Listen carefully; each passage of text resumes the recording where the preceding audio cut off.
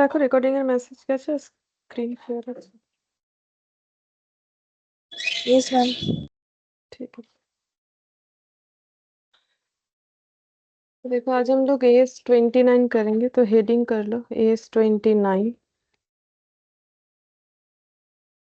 AS29 ये भी छोटा एस है, आज कंप्लीट हो जाएगा जितना लग रहा है, देखते हैं बाकी। AS29 हेडिंग करो, provision contingent liability and contingent assets. लिखो, हम भी लिखेंगे। Provisions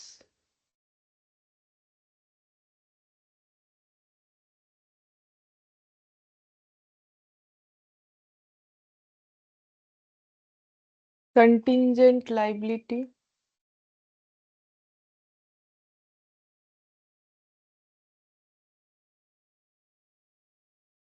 and contingent assets. ठीक है, और इसमें देखो लिखा हुआ है रिवाइज्ड, AS29 रिवाइज्ड। रिवाइज्ड इसीलिए लिखा हुआ है कि इसमें थोड़ा पहले से चेंजेस लाया गया है। ठीक है, तो ठीक है, हमारे लिए तो जो नया है वही एप्लीकेबल है, बस वो रिवाइज्ड है तो वो लिख दिया मैंने।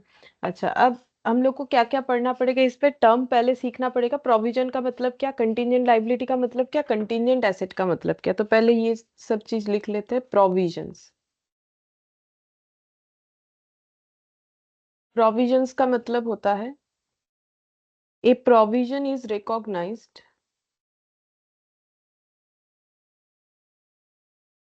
is recognized when point A and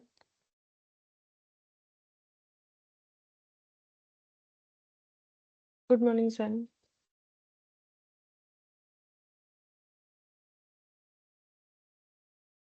an enterprise has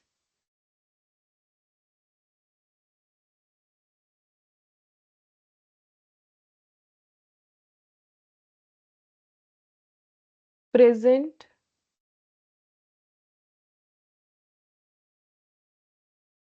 ये कीवर्ड है। ठीक है, present obligation as a result of past event, past event. फिर point B, it is probable,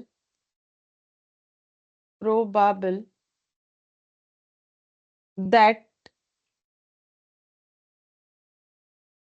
an outflow of resources embodying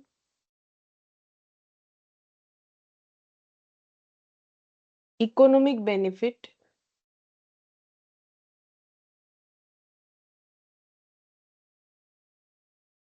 will be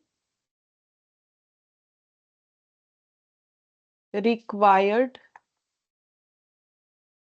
to settle the obligation and point C, a reliable estimate, reliable estimate can be made of the amount of obligation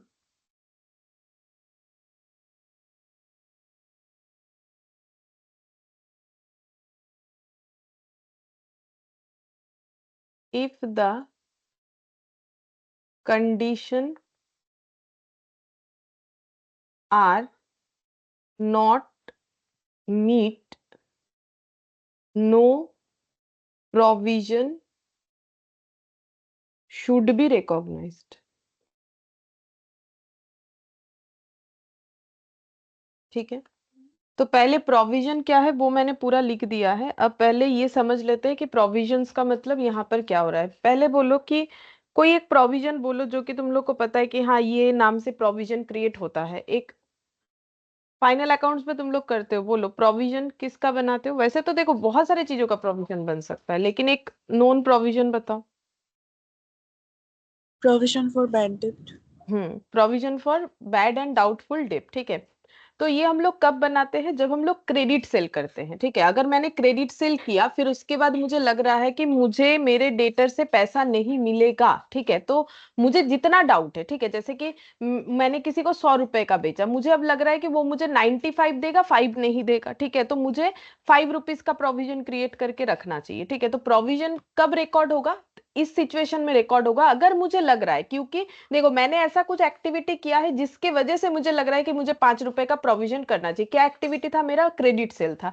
तो यहाँ पर वही बोला है, देखो an enterprise has present obligation as a result of past event. Past event क्या है, जैसे कि मैंने एग्जांपल दिया क्रेडिट सेल, तो क्रेडिट सेल मेरा पास्ट इवेंट था, उसके वजह से मेरा अभी प्रेजेंट में एक ऑब्लिगेशन क्रिएट हो रहा है कि हम 5 रुपए का प्रोविजन क्रिएट कर ले, क्योंकि मुझे मेरे डेटर पे डाउट है कि शायद वो मेरा 5 रुपीज ना दे, ठीक है।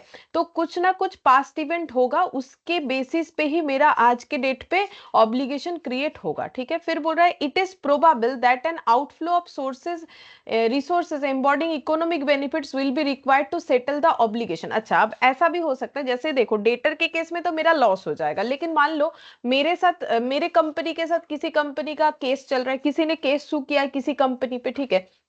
मान लो मेरे कंपनी पे केस हुआ है, तो कुछ पास्ट में कुछ हुआ होगा, जैसे AS4 में हम लोगों ने लास्ट एक क्वेश्चन किया था ना ट्रेडमार्क को लेके, कि किसी ने ट्रेडमार्क को लेके किसी और कंपनी के ऊपर, राज लिमिटेड ऐसा कोई नाम था, कि केस कर दिया कि भाई मेरा ट्रेडमार्क आप इन्फ्रिंजमेंट कर रहे हो इस तरीके से। तो देखो यहाँ पर वही चीज हो रहा है कि मान लो मेरे ऊपर कोई केस हुआ है, ठीक है, तो क्यों केस हुआ है, कुछ ना कुछ इंसिडेंट हुआ था उसके अगेंस्ट में केस हुआ है।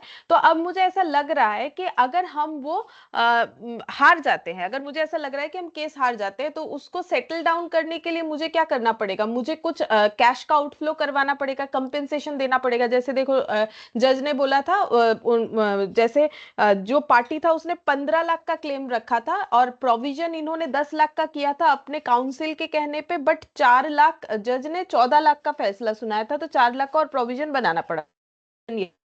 तो वही चीज यहाँ पर बोल रहा है कि अगर ऐसा हो रहा है कि आउटफ्लो होगा रिसोर्सेज का, economic embodying economic benefit will be required to settle the obligation, और उस ऑब्लिगेशन को सेटल करने के लिए हो सकता है हमें किसी तरीके का आउटफ्लो करना पड़े रिसोर्सेज का, यानी पैसे का, ठीक है, या फिर कुछ और तरीके से।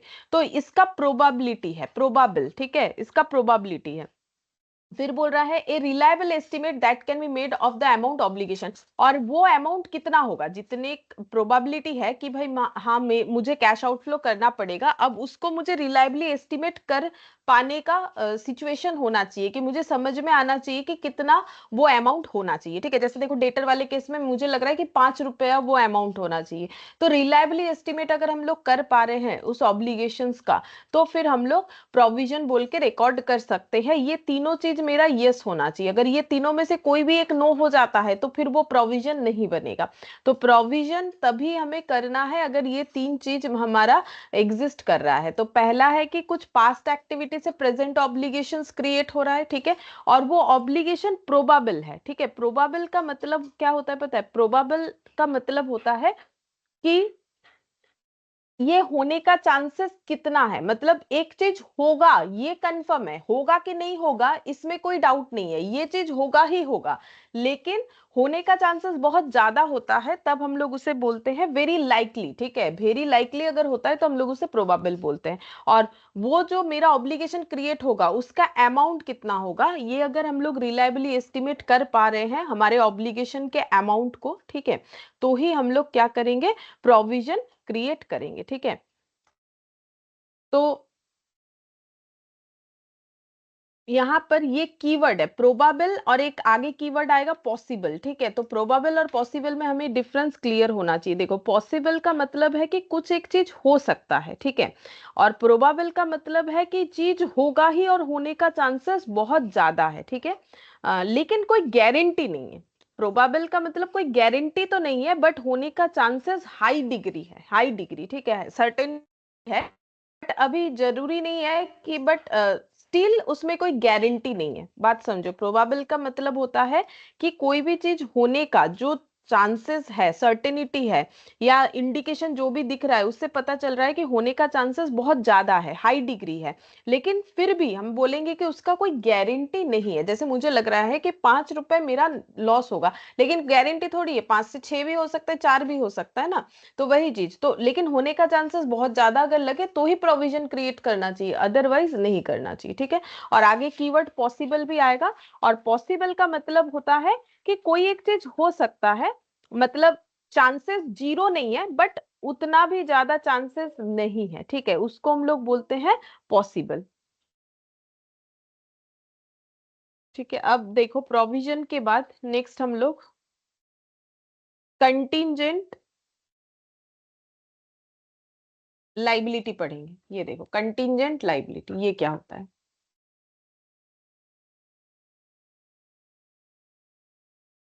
Contingent liability,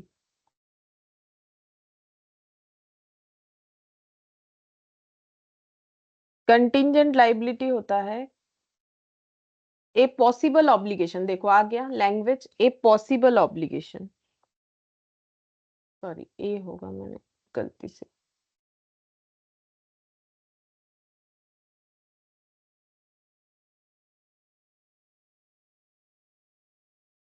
that arises from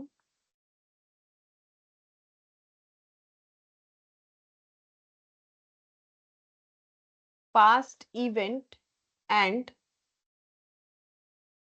the existence of which will be confirmed only by the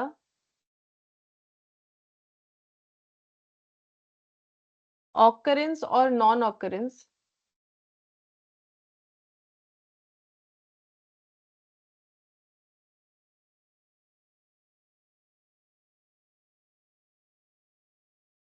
of one or more uncertain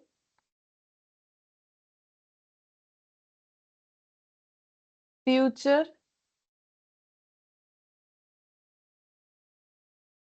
events not wholly within the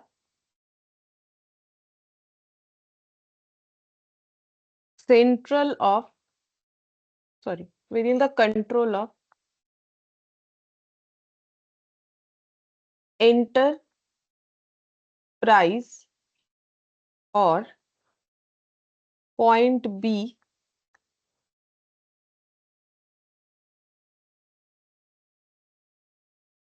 a present obligation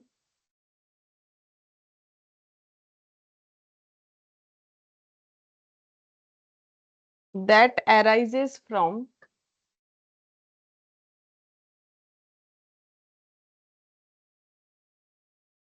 past event but is recognized, but is not recognized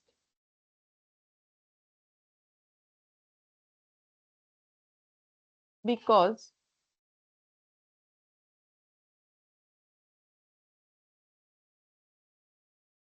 point one, it is not probable that one outflow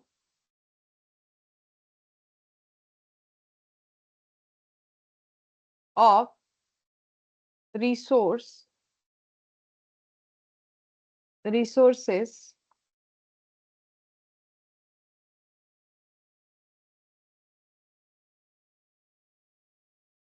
embodying economic benefits will be required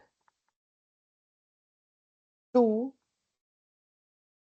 settle the obligation or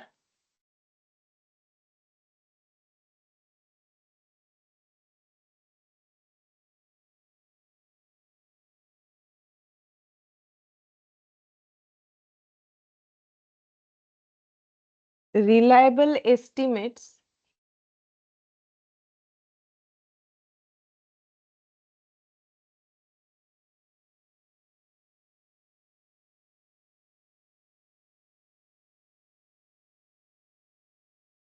of the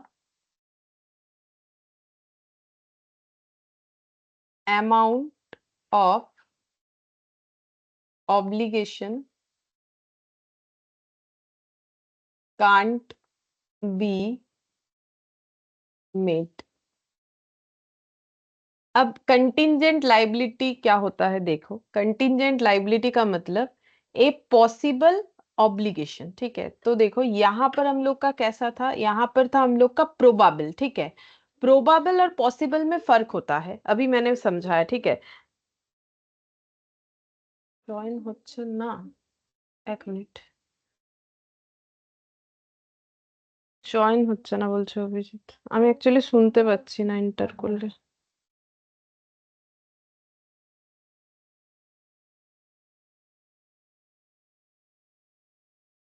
एक minute रुको।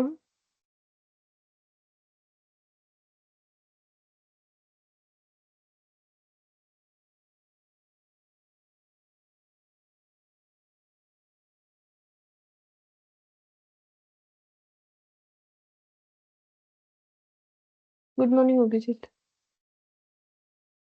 Good morning ma'am.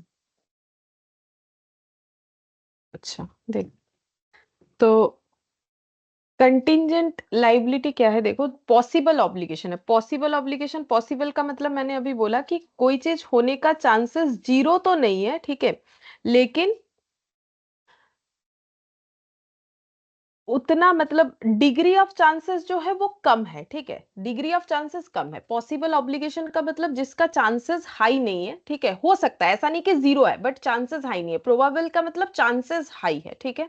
तो possible obligation that arise from past event and the existence of which will be confirmed only by the occurrence or non occurrence of one or more uncertain future event. जैसे देखो past में कोई event हुआ है, उसके ऊपर हमारा present obligation इस केस में अगर जनरेट होगा तो वो प्रोविजन के क्राइटेरिया में आएगा। लेकिन पॉसिबल ऑब्लिगेशन वो भी पास्ट इवेंट से ही अराइज हो रहा है। जैसे कि मान लो कि कोई कोर्ट केस चल रहा है, अब उस केस को हम हारेंगे कि जीतेंगे वो तो देखो फ्यूचर में जो फैसला आएगा उसके ऊपर डिपेंड कर रहा है, ठीक है।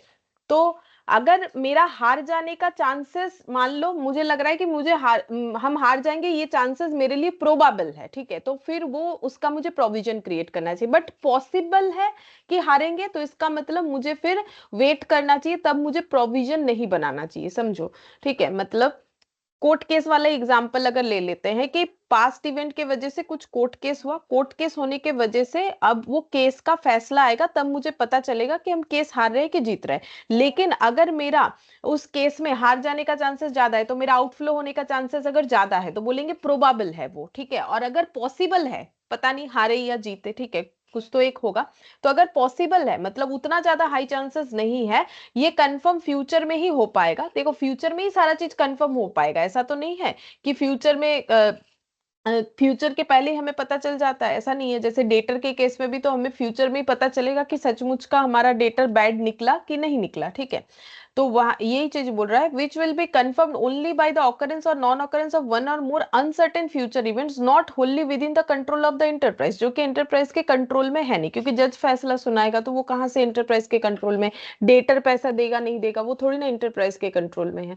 तो लाइबिलिटी और प्रोविजन में मेन फर्क क्या हो रहा है, मेन फर्क ये हो रहा है कि ऑब्लिगेशन यहाँ पर पॉसिबल है और यहाँ पर प्रोबेबल है। प्रोबेबल होने से प्रोविजन क्रिएट होता है, अगर वही प्रोबेबल पॉसिबल हो जाए तो फिर वो कंटिंजेंट लाइबिलिटी हो जाता है, ठीक है।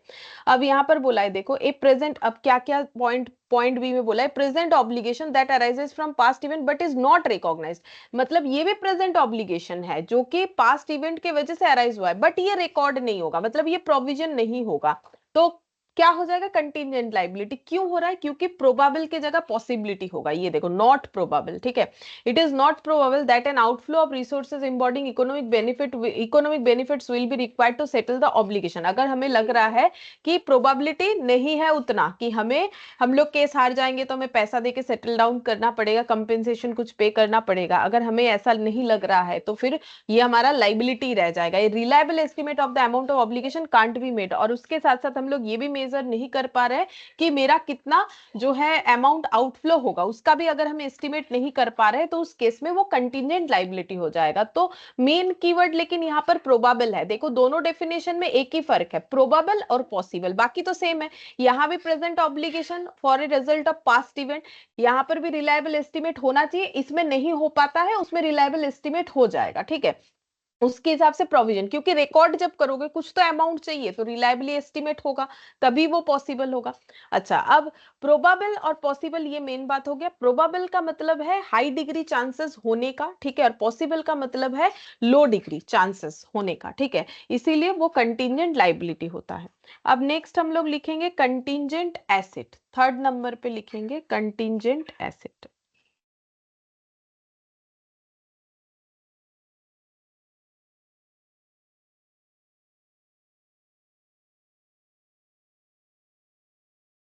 It is a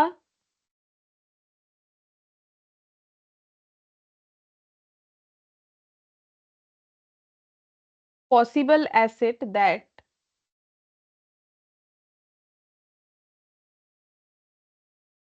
arises from past events, the existence of which will be confirmed only by the occurrence or non-occurrence of one or more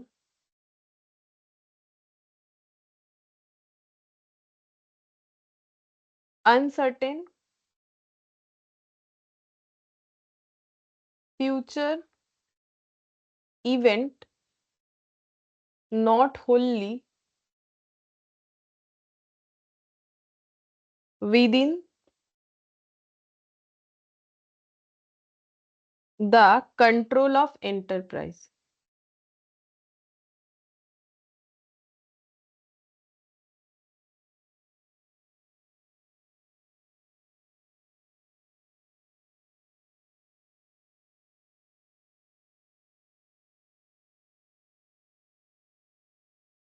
It is not recorded in the books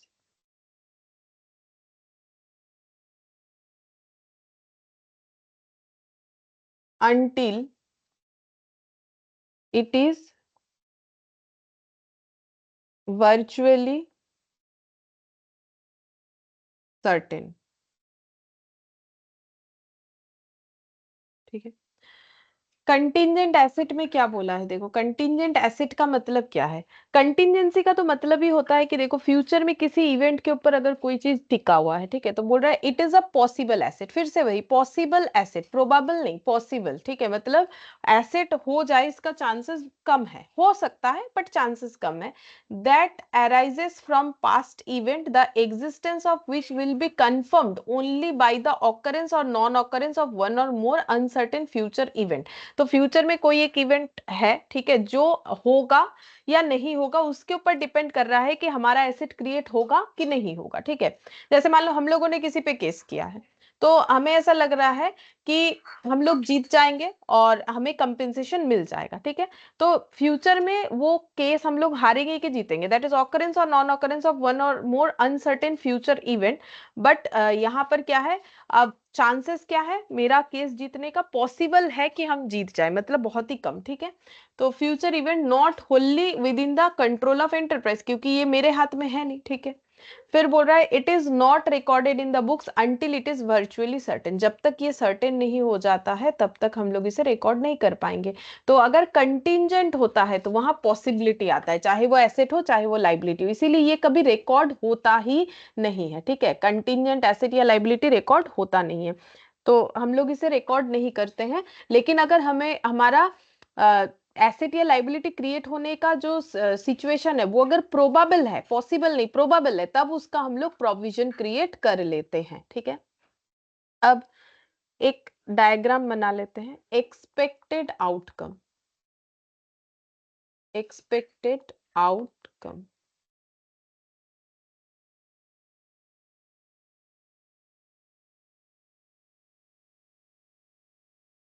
inflow of economic benefit,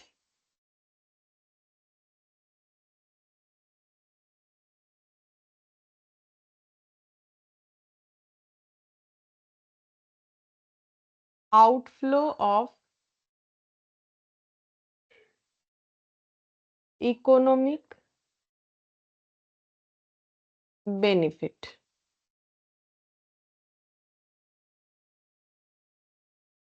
तो मेरा दो तरीके का expected outcome हो सकता है, या तो मुझे इकोनॉमिक बेनिफिट मिलने वाला है या फिर मेरा इकोनॉमिक बेनिफिट का आउटफ्लो, मतलब या तो पैसा मिलेगा या तो पैसा जाएगा, ठीक है। तो अगर possible economic inflow of economic benefit है तो इसे हम लोग बोलेंगे पॉसिबल एसेट, ठीक है। तो पॉसिबल एसेट का मतलब हो जाता है कंटिंजेंट एसेट, अभी तो हम लोगों ने वही पढ़ा ना कि पॉसिबल होगा तो कंटिंजेंट एसेट, और इसको रिकॉर्ड करने का जरूरत नहीं है, not recorded in the books.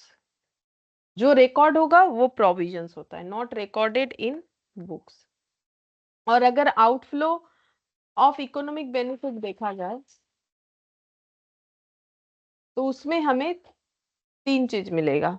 हमारा आउटफ्लो प्रोबेबल अगर है, और आउटफ्लो अगर रीजनेबली पॉसिबल है,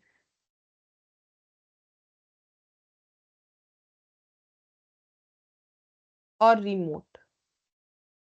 अच्छा अब देखो, अब तुम लोग ऐसा मत सोचो कि यहाँ पर तीन दिया यहाँ पर क्यों नहीं दिया, क्योंकि देखो हमें प्रूडेंस नेचर क्या बोलता है कि अगर मुझे फ्यूचर में कुछ बेनिफिट मिलने वाला है उसको तो हम वैसे भी रिकॉर्ड नहीं करेंगे, तो वो ऑलवेज कंटिंजेंट एसेट ही कहलाएगा, क्योंकि फ्यूचर में होने वाले प्रॉफिट को हम लोग प्रूडेंस नेचर या कंजर्वेटिज्म अप्रोच के लिए रिकॉर्ड नहीं कर सकते, इसीलिए इनफ्लो ऑफ इकोनॉमिक बेनिफिट का मतलब ही पॉसिबल एसेट, कंटिंजेंट एसेट इसीलिए रिकॉर्ड नहीं होगा। लेकिन अगर मेरा फ्यूचर में कोई लॉस होने वाला है तो वो मुझे रिकॉर्ड करने के लिए बोला गया है, लेकिन हम कब रिकॉर्ड करें, अगर मेरा वो सिचुएशन प्रोबेबल दिख रहा है मुझे, ठीक है, तो रिकॉर्ड करेंगे। और कैसे रिकॉर्ड करेंगे, प्रोविजन के तौर पे,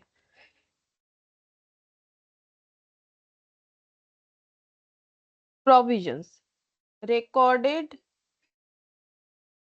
इन बुक्स,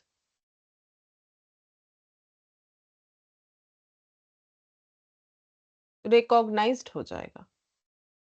और अगर रीजनेबली पॉसिबल है, ठीक है, मतलब चांसेस देखो, प्रोबेबल मतलब हाई चांसेस, रीजनेबली पॉसिबल, तो पॉसिबल मतलब मैंने क्या बोला, चांसेस जो है वो कम है लेकिन रीजनेबल चांसेस है, मतलब लग रहा है कि हो सकता है, ठीक है, तो इसको हम लोग बोलते हैं देन कंटिंजेंट लाइबिलिटी बोल के रिकॉर्ड करेंगे, ठीक है। लेकिन कहा रिकॉर्ड बुक्स में नहीं होता, ये फुट नोट में चला जाता है बैलेंस शीट के, ठीक है।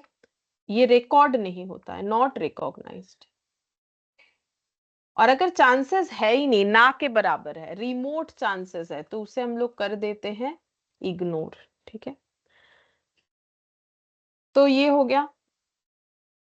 नेक्स्ट हम लोग कुछ इंपॉर्टेंट टर्म्स पढ़ लेते हैं।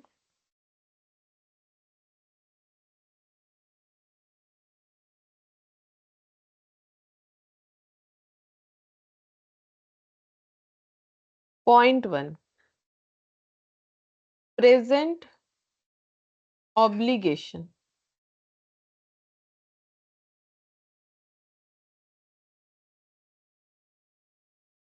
Obligation is a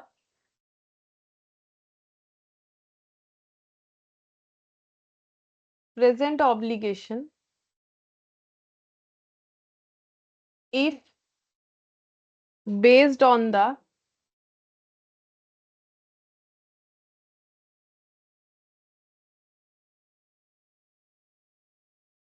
evidence available, its existence at the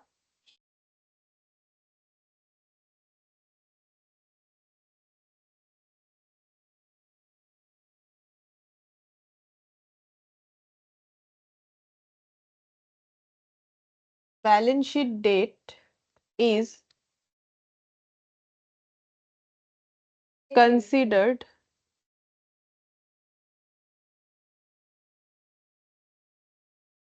probable.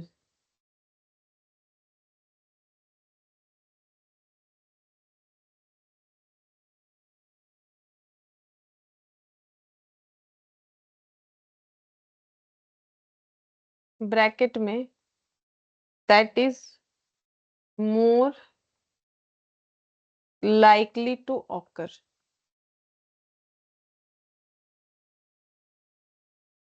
और possible obligation.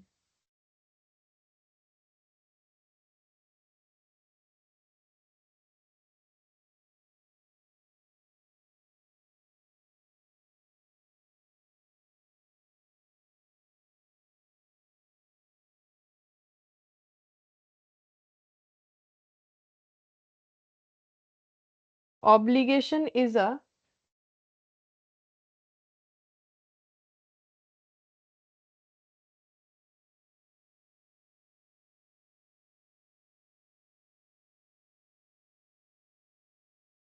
possible obligation if based on evidence available, its existence at the balance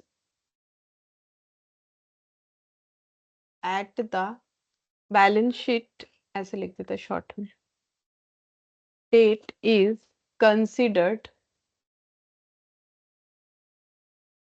not probable.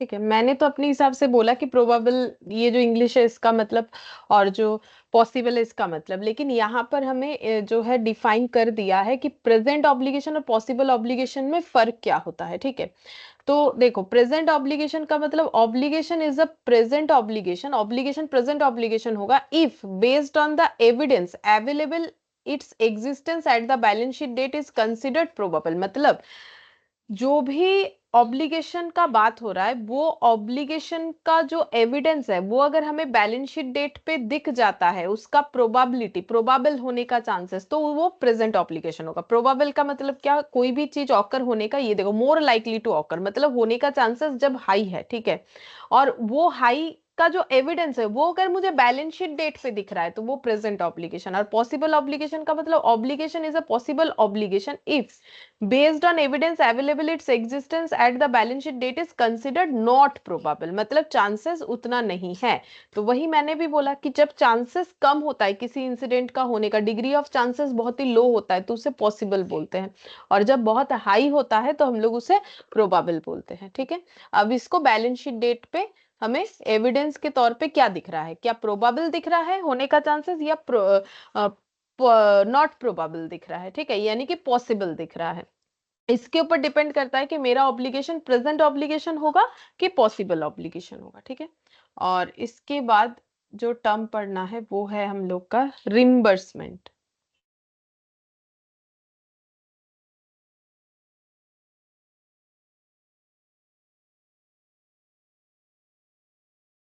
Reimbursement इसमें लिखेंगे an enterprise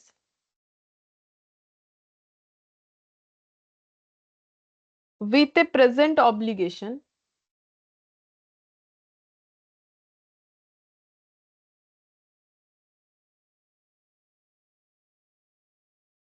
may be able to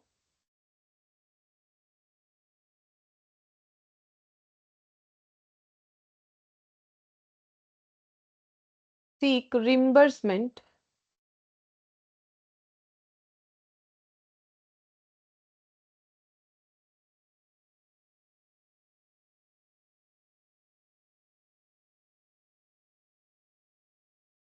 of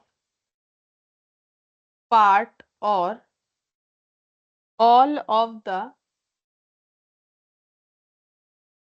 expenditure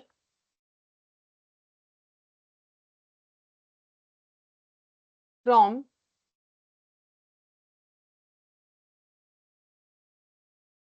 another party. For example,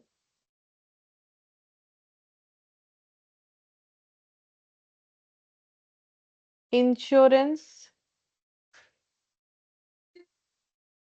claim arranged to cover the risk.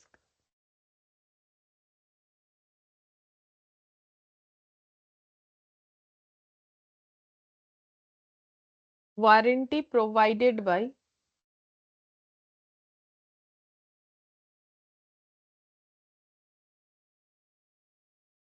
supplier.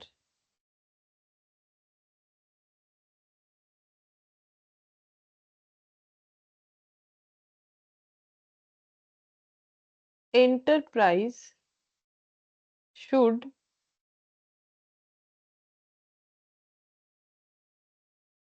recognized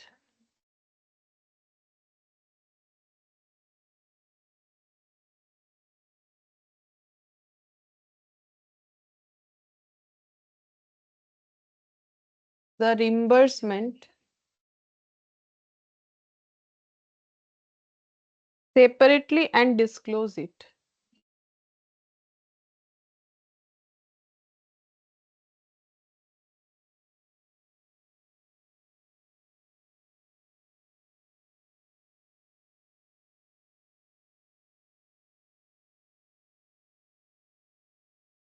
Provision should be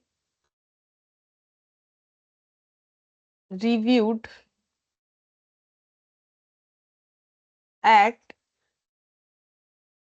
each balance sheet date. इसे arrow लगा लो और यहाँ पर लिखो disclosure requirement.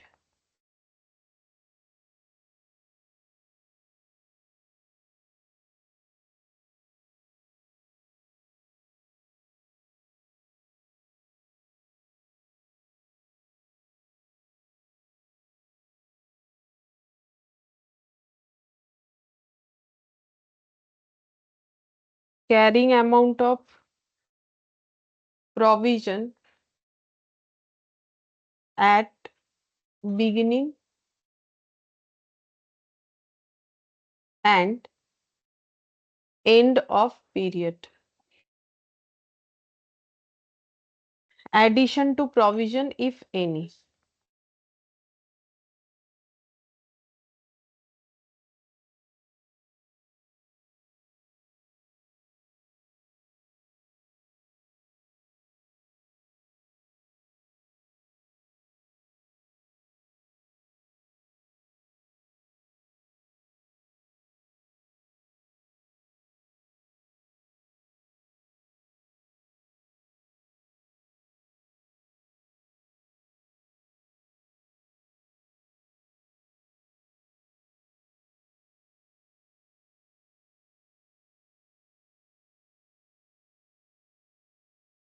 बस इतना ही तो ये समझाते हैं. देख रिम्बर्समेंट क्या है. तो रिम्बर्समेंट का मतलब बोल रहा है कि an enterprise with present obligation, present obligation का मतलब अभी भी पढ़ा कि ऐसा कोई ऑब्लिगेशन जिसका एविडेंस अगर देखा जाए बैलेंस शीट डेट पे वो प्रोबेबल है, मतलब होने का चांसेस बहुत ज्यादा है, ठीक है। तो with a present obligation may be able to seek reimbursement of part or all the expenditure from another party, जैसे कि insurance claim arrange to cover the risk, warranty provided by the supplier. जैसे कि देखो इस चीज को हम लोग एक एग्जांपल के साथ समझते हैं। जैसे मान लो कि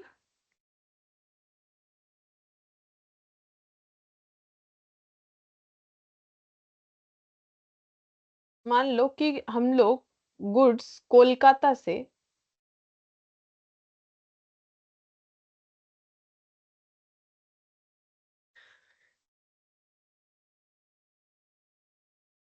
ट्रांसपोर्ट कर रहे हैं,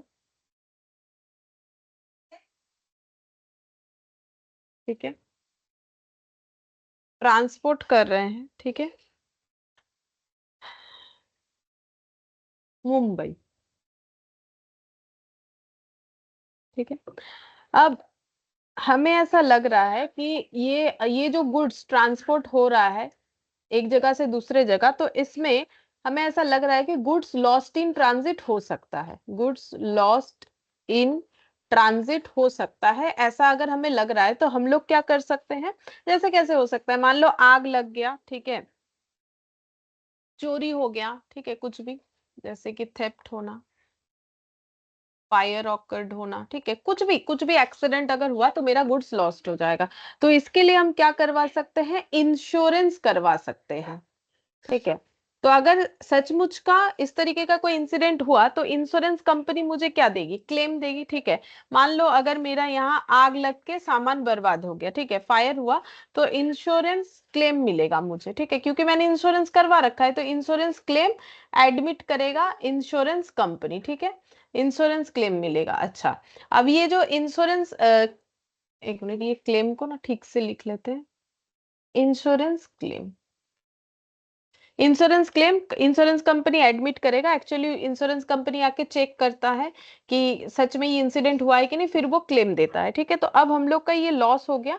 अब हम लोग क्या कर सकते हैं, मान लो बैलेंस शीट में हम लोगों ने पहले से प्रोविजन क्रिएट कर रखा था किस बात का, कि मेरा गुड्स लॉस्ट हो सकता है, इसके लिए मैंने, मान लो मेरा गुड्स 1 लाख का था जो ट्रांसपोर्ट हो रहा था, और मैंने 1 लाख का ही प्रोविजन क्रिएट कर रखा था।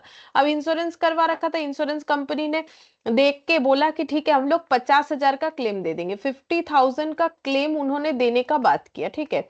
तो जो भी स्कीम था उसके हिसाब से हमें इतना ही मिलेगा, क्योंकि हम लोग जो चाहे वो नहीं मिल जाता है, इंश्योरेंस क्लेम कैलकुलेट करने का तरीका होता है, तो उन्होंने मान लो 50,000 दिया।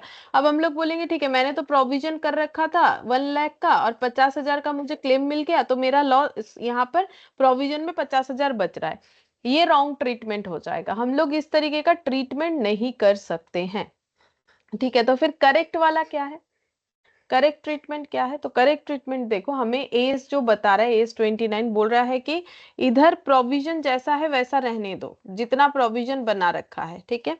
और इंश्योरेंस कंपनी जो क्लेम देगी उसे इंश्योरेंस कंपनी बोल के 50,000 इधर बुक करना है, मतलब जब इंश्योरेंस कंपनी क्लेम एडमिट करेगी तो हमारा जो जर्नल एंट्री है वो ऐसे होगा, इंश्योरेंस कंपनी अकाउंट डेबिट, जैसे डेटर से पैसा मिलेगा तो वैसे इंश्योरेंस कंपनी से पैसा मिलेगा 50,000, बाकी जो नहीं मिला वो लॉस हो जाएगा, यानी कि 50,000, ठीक है, 1 लाख का सामान जा रहा था, और 2 हो जाएगा goods lost in transit 1 lakh, ठीक है, ये हो जाएगा। तो ऐसे करने बोला है, बोले कि प्रोविजन से लेस नहीं कर सकते हैं, यहाँ पर वही चीज बोला था, देखो बोल रहा है an enterprise with present obligations.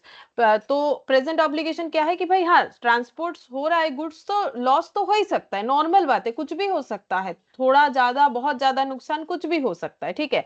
तो अगर हम लोग गुड्स ट्रांसपोर्ट कर रहे हैं तो हमारा जो है एक प्रेजेंट ऑब्लिगेशंस तो क्रिएट हो ही जाएगा, क्योंकि लॉस होने का चांसेस अगर मुझे लगता है कि प्रोबेबल है, ठीक है, तो प्रेजेंट ऑब्लिगेशन है, तो प्रेजेंट ऑब्लिगेशन इसको मान रहे may be able to seek reimbursement, तो हम लोगों ने रिम्बर्समेंट मांग लिया किससे, पार्ट में या all of the expenditure from another party. तो यहाँ पर अनदर पार्टी कौन हो गया, इंश्योरेंस कंपनी की, हम लोगों ने इंश्योरेंस कंपनी से हमारे लॉस का पार्ट या पूरा मांग सकते हैं। वो तो देखो स्कीम के ऊपर डिपेंड कर रहा है कि इंश्योरेंस का बात कर रहे हैं कि पूरा मिलेगा कि कितना, जैसे यहाँ पर 50,000 मिला, ठीक है। जैसे कि एग्जाम्पल तौर पे इंश्योरेंस क्लेम, या फिर हम लोगों ने ऐसा कोई प्रोडक्ट खरीदा है जिसपे सप्लायर ने वारंटी दिया था, ठीक है।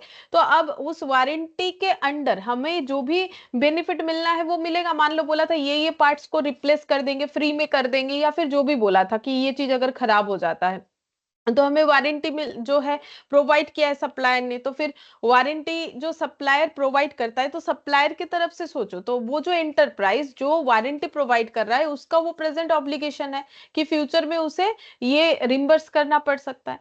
तो वही चीज बोला है, enterprise should recognise the reimbursement separately and disclose it. तो ये देखो जो रिम्बर्समेंट मिलेगा उसे सेपरेटली डिस्क्लोज करना पड़ेगा, ये रूल्स बोल रखा है जो भी रिम्बर्समेंट करना पड़ रहा है। फिर बोल रहा है provision should be reviewed at each balance sheet date, और जो प्रोविजन है वो हमें रिव्यू करते जाना है हर बैलेंस शीट डेट पे, ठीक है। और बोल रहा है डिस्क्लोजर देना पड़ेगा। डिस्क्लोजर क्या क्या होगा, carrying amount of provision at beginning and and of the period. Carrying amount of provision मतलब जैसे कि मान लो मैंने फर्स्ट टाइम प्रोविजन क्रिएट किया था, तो एंट्री क्या होता है, पीएल टू पीवीडीटी। मान लो फर्स्ट टाइम मैंने प्रोविजन क्रिएट किया था 100, उसमें से मान लो 20 यूज हुआ तो बच गया कितना, 80। तो ये 80 मेरा क्या हो गया, 80 मेरा कैरिंग अमाउंट हो जाएगा, ठीक है।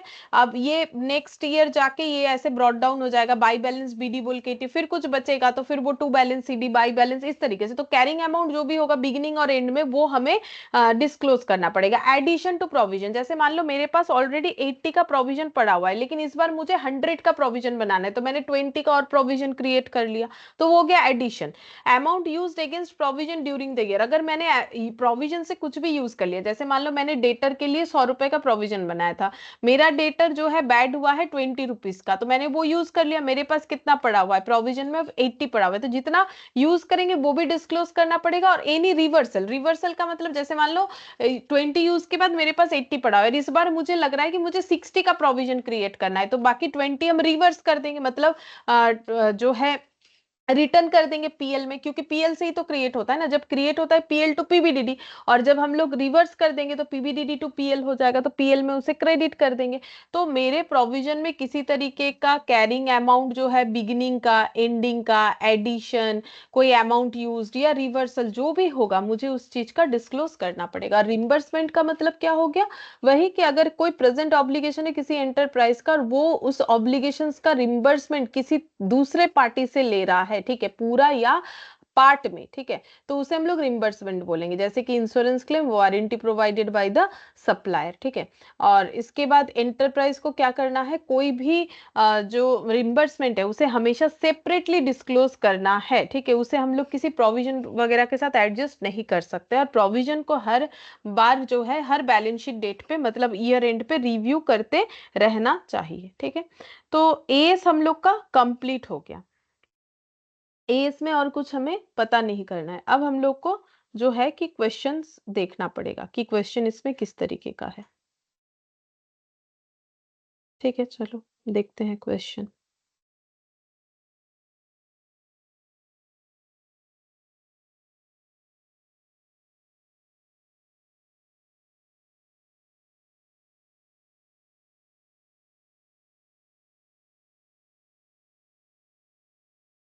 एग्जाम्पल्स है वो बाद में करते हैं, आसान आसान है, हम लोग पहले इलास्ट्रेशन से स्टार्ट करते हैं।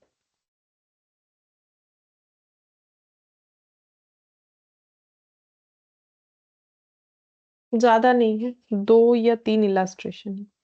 बोल रहा है ये देखो, at the end of the financial year ending on 31st December, a company find that there are 20 lawsuits outstanding which have not been settled till the date of approval of accounts by the board of director।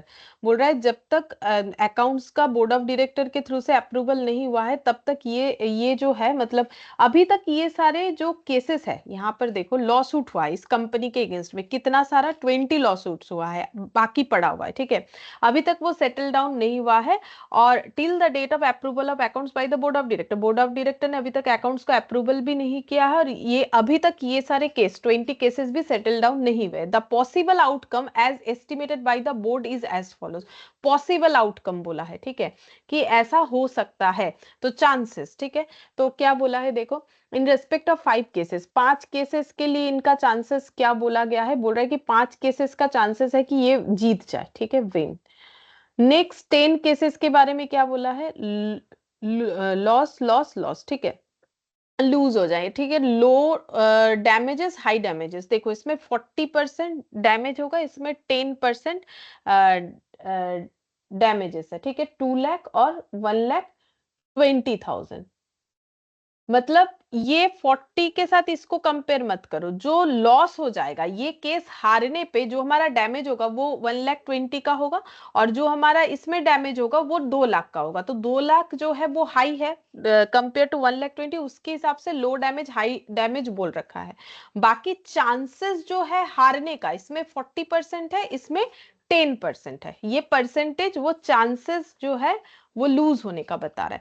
Remaining 5 cases, तो ये देखो यहाँ पर 5 case, यहाँ पर 10 case, 5 10, और बाकी 5 cases में जीतने का चांसेस 50%, हारने का चांसेस 30, और यहाँ पर 20%। और ये जो डैमेज है, यहाँ अगर हारेंगे तो 1 लाख, यहाँ अगर हारेंगे तो 2,10,000, ऐसे बोल रखा है, ठीक है। तो ये देखो हमें टोटल 20 केसेस का जो है सिचुएशन बोल रखा है कि डैमेज कितना कितना होगा। देखो अब जो जीतेंगे उसके अगेंस्ट में कुछ क्यों नहीं रिकॉर्डेड है, क्योंकि देखो जीतने से तो पहला बात है लॉस हो नहीं रहा है, ऊपर से कुछ अगर मिलता भी है तो फ्यूचर में होने वाले प्रॉफिट को हम लोग रिकॉर्ड थोड़ी ना कर सकते हैं। तो जो भी विन है उसके अगेंस्ट में इसीलिए डैश दिख रहा है, ठीक है।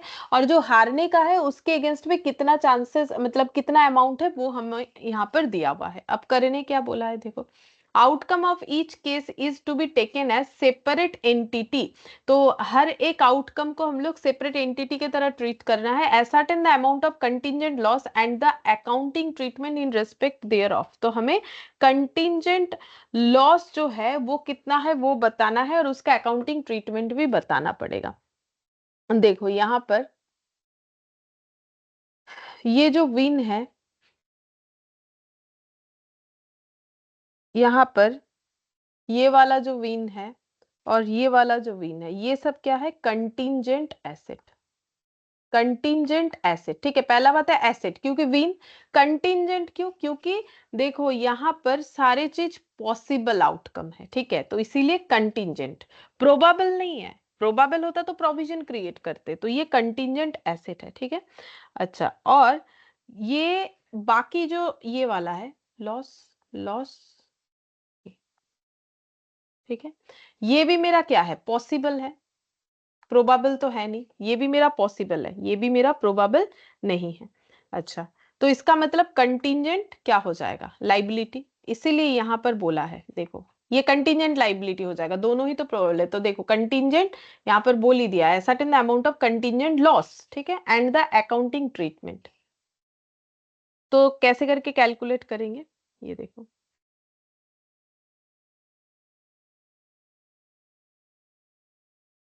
इलास्ट्रेशन 1। तो पहले एक चीज समझो, यहाँ पर एक्चुअली थोड़ा सा प्रोबेबिलिटी का कंसेप्ट आ रहा है। जैसे कि देखो ये वाला प्रोबेबिलिटी है 100%, ठीक है, विन होने का। तो प्रोबेबिलिटी 100% है, मतलब ये कैसे बोले, ये हो जाता है म्यूचुअली लाइकली, मतलब क्या बोले, मतलब अगर जीतेंगे तो ये देखो ये जीतने का 100% यानी हारने का चांसेस 0%, यहाँ पर 50% यानी हारने का चांसेस 50%। तो सारा इंसिडेंट अगर देखोगे तो मिला के 100% ही होगा। जैसे देखो ये वाला जो 5 केसेस है उसमें 100% चांसेस है कि विन हो जाए, तो 0% लॉस, ठीक है। इसमें 50% चांसेस है तो 50% हारने का है 100, तो इसमें 40 है तो 60, इस तरीके से 100% सभी में कवर होता है, ठीक है। अब देखो हम लोग इसको कर कैसे सकते हैं, मतलब किस तरीके से इसे कैलकुलेट कर सकते हैं। तो यहाँ पर लिखते हैं, पहले ये समझा देते हैं। देखो प्रोबेबिलिटी हमेशा, मैथ्स अगर थोड़ा थोड़ा याद आता है, देखो प्रोबेबिलिटी हमेशा 100% का होता है, ठीक है। अब probability of A plus probability of B 100%। अब ए और बी क्या है, ए मतलब मान लो विन होने का चांसेस और बी का मतलब मान लो लूज होने का चांसेस, ठीक है। तो पहले वाले केस में देखो 100% प्रोबेबिलिटी है जीतने का, तो 0% हारने का, मिला के हो जाएगा 100%। प्रोबेबिलिटी हमेशा 100% होना चाहिए। सेकेंड जो 10 केसेस है उसमें देखो 50%, तो बाकी 50% हो जाएगा। ये देखो 50% प्लस यहाँ पर 50% चांसेस है विन होने का, और लूज होने का चांसेस है 40 और 10। ये देखो 40% प्लस 10%, सब मिला के देखो हो जाएगा 50%। ये नेक्स्ट 10 केसेस का सिचुएशन है, विन का चांसेस और लॉस का चांसेस। रिमेनिंग 5 केसेस विन होने का 50%, ठीक है, और हार जाने का लो डैमेज के साथ 30%, हाई डैमेज के साथ 20%। मतलब ऐसे केसेस है जिसमें लो डैमेज होगा, ऐसे केसेस है जिसमें हाई डैमेज होगा, ठीक है। तो ऐसे करके ये भी देखो हम लोग का 100%, सॉरी ये 50% लिख दिया गलती से, ये 100%। ये समझाने के लिए, ये करने का जरूरत नहीं है, मतलब एग्जाम में ये करने का जरूरत नहीं। तो ये जो विन वाला है, ये विन वाला सेक्शन है, इससे क्या क्रिएट होगा, कंटिंजेंट एसेट, ठीक है। और ये जो लॉस वाला है, इससे क्रिएट होगा कंटिंजेंट लायबिलिटी।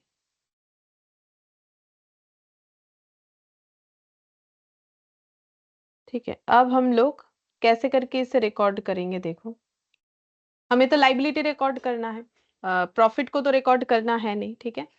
तो 40% चांसेस देखो 1,20,000, अगर 40% चांस देखा जाए, प्रोबेबिलिटी है 10 केसेस का, तो उसमें लॉस मेरा 1,20,000 होगा, तो मुझे लॉस रिकॉर्ड करना है। तो टोटल लॉस 1,20,000, और अगर हम हार गए तो मेरा 1,20,000 का लॉस होगा, लेकिन हारने का चांसेस 40% है, तो मेरा डैमेज भी कितना आ सकता है, इसका 40%, ठीक है। सेम तरीके से ये वाला देखो, जिसमें 2 लाख का लॉस होगा, उसमें हारने का चांसेस 10% है, तो मेरा लॉस भी कितना हो जाएगा, कितना बुक करे, 2 लाख का 10%, ठीक है। अच्छा, अब ऐसे कितने सारे केसेस है वो देखो, ऐसे कितने सारे केसेस है, ऐसे 10 केसेस है, ठीक है। तो ये जो वैल्यू है ये 10 केसेस पे अप्लाई होगा, तो 10 इंटू ये वाला वैल्यू, तो कितना हो जाएगा, 10 इंटू 1,20,000 का 40%, मतलब 48,000 प्लस 20,000, तो यहाँ पर कितना आ जाएगा, 68 इंटू 10, मतलब 6,80,000, ठीक है। सेम तरीके से अगर इधर देखे, 1 लाख का डैमेज होगा, बट वो होने का चांसेस 30% है, तो 1 लाख का 30% हमें रिकॉर्ड करना चाहिए, प्लस 2,10,000, लेकिन 20% चांसेस है, 2,10,000 का 20%। और ऐसे कितने सारे केसेस है, 5 केसेस है, देखो ये केसेस के लिए ऐसे 5 केसेस है, तो फिर 5 इंटू 30,000 प्लस 42,000, 72 इंटू 5 कितना हो जाएगा, 72 इंटू 5,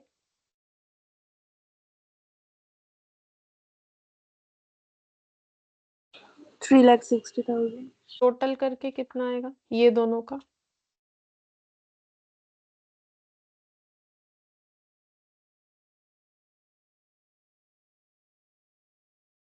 36 और 66,80,000, 68 कितना हो जाएगा, 10,40,000. 10,40,000, ठीक है। तो इसका मतलब मेरा इतना लॉस मुझे बुक करना चाहिए। अब देखो क्वेश्चन में किस तरीके से आंसर दे रखा है, देखो यहाँ पर पहले चेक करो, ये रहा 10,40,000। ये देखो पहले ये कैलकुलेशन दिखा देते जो मैंने भी करके दिखाया था हम लोग को। To disclose contingent liability on the basis of maximum loss will be highly unrealistic, therefore the better approach will be disclose the overall expected loss. मतलब देखो, अगर हम लोग बोलेंगे कि पूरा ही लॉस बुक कर लेते, जैसे इसका 40% नहीं किया, 1,20,000 2 लाख और उस पे 10 केसेस, बोल रहा है कि ये अनरियलिस्टिक है। बोल रहा है to disclose contingent liability on the basis of maximum, maximum loss के बेसिस पे हम लोग अगर रिकॉर्ड करते हैं तो वो अनरियलिस्टिक हो जाता है, ठीक है। तो बेटर अप्रोच क्या होता है कि ओवरऑल एक्सपेक्टेड लॉस, तो एक्सपेक्टेड तो ये परसेंटेज ही मुझे बता रहा है ना एक्सपेक्टेशन की भाई 40%। अगर तुम लोग को याद आ रहा है जिन्होंने फाउंडेशन किया, एक टॉपिक होता है प्रोबेबिलिटी में एक्सपेक्टेड, जो है ई वाला टॉपिक था, अगर तुम लोग को याद आए, E probability of E of X, ठीक है। तो ये वही वाला चीज है एक्सपेक्टेड लॉसेस। तो एक्सपेक्टेड लॉस जो लॉस होगा उसके बेसिस पे हमें करना चाहिए। मतलब अगर तुम लोग सोच रहे हो ये 40% 10% क्यों किया, बिकॉज एक्सपेक्टेशन के कारण कि भाई 40% 10% पूरा पूरा करना अनरियलिस्टिक हो जाता है, वही चीज लिखा है। तो उसके हिसाब से लॉस 10,40,000 आ रहा है। कैसे कैलकुलेट किया, 68 इंटू 10 और 72 इंटू 5, ये देख लो, ये 72 आ रहा है, ये 68 आ रहा है, इंटू 10 और इंटू 5 इस तरीके से किया हुआ है, ठीक है। अच्छा ये हो गया। अब यहाँ पर expected loss in 10 cases, expected loss in 5 cases, तो ये तो हम लोगों ने जैसे कैलकुलेट किया वैसे किया है, बाकी लिखने का प्रेजेंटेशन तुम लोग अपने हिसाब से ये कर सकते हो। अच्छा अब यहाँ पर बोला क्या है ये पढ़ के बताते हैं कैसे करके लिखना है। According to S 29 provision contingent liability and contingent asset, contingent liability should be disclosed in the financial statement if following condition are satisfied. बोल रहा है कंटीजेंट लाइबिलिटी हम लोग फाइनेंशियल स्टेटमेंट में तभी दिखाते हैं अगर ये कंडीशन सेटिस्फाई होता है।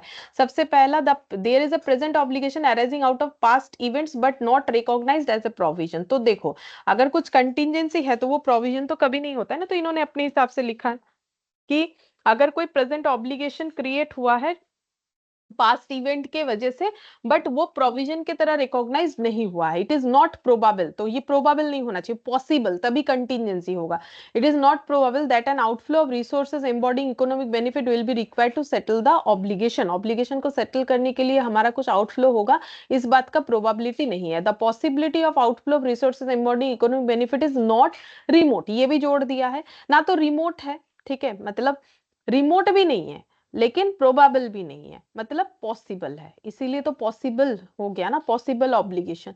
The amount of obligation can not be measured with sufficient reliability to recognised as provision, और अमाउंट भी हम लोग मेजर नहीं कर पा रहे हैं, ठीक है, एस्टिमेट नहीं कर पा रहे हैं कि हम लोग उसका प्रोविजन क्रिएट कर दे, तो ही उसे हम लोग कंटीजेंट लाइबिलिटी बोलते हैं। मैंने भी यही चीज लिखवाया, अब तुम लोग चाहो तो यहाँ पर वो पॉइंट दो ऐड कर सकते हो, हम भी दिखा देते हैं। देखो कंटीजेंट लाइबिलिटी को मैंने किस तरीके से लिखा है, यही पॉइंट लिखा है, रिलायबली एस्टिमेट नहीं कर पा रहे, प्रोबेबल नहीं है, प्रेजेंट ऑब्लिगेशन है, तो ये दो पॉइंट इन्होंने चार कैसे बनाए, जैसे कि यहाँ पर नॉट प्रोबेबल के साथ साथ नॉट रिमोट को भी जोड़ दिया है, ठीक है, कि रिमोट भी नहीं है, पॉसिबल है, ठीक है। और एक पॉइंट इन्होंने जोड़ा है कि यहाँ पर ये प्रेजेंट ऑब्लिगेशन मैंने जैसे ये ऊपर लिखा है, मतलब स्टार्टिंग में लिखा है, इन्होंने इस पॉइंट को भी ऐड ऑन करके चार पॉइंट बना दिया, मतलब ये 1 2 3 और एक वो नॉट रिमोट वाला, तो वो भी लिख सकते हो, मैंने जो लिखा है वो भी लिख सकते हो, दोनों बात सही है।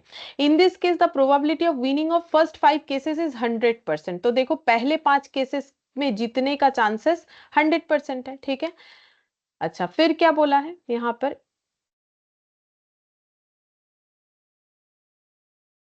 ये लो ये बंद कैसे हो गया,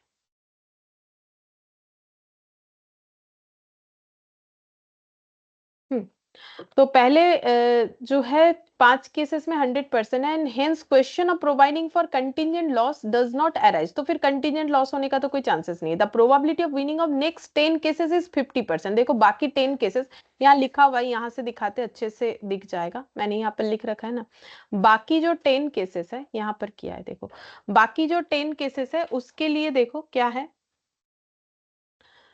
winning of next 10 cases is 50%, ये देखो 50-50, ये जो है ना 10-10 केसेस था, देख लो,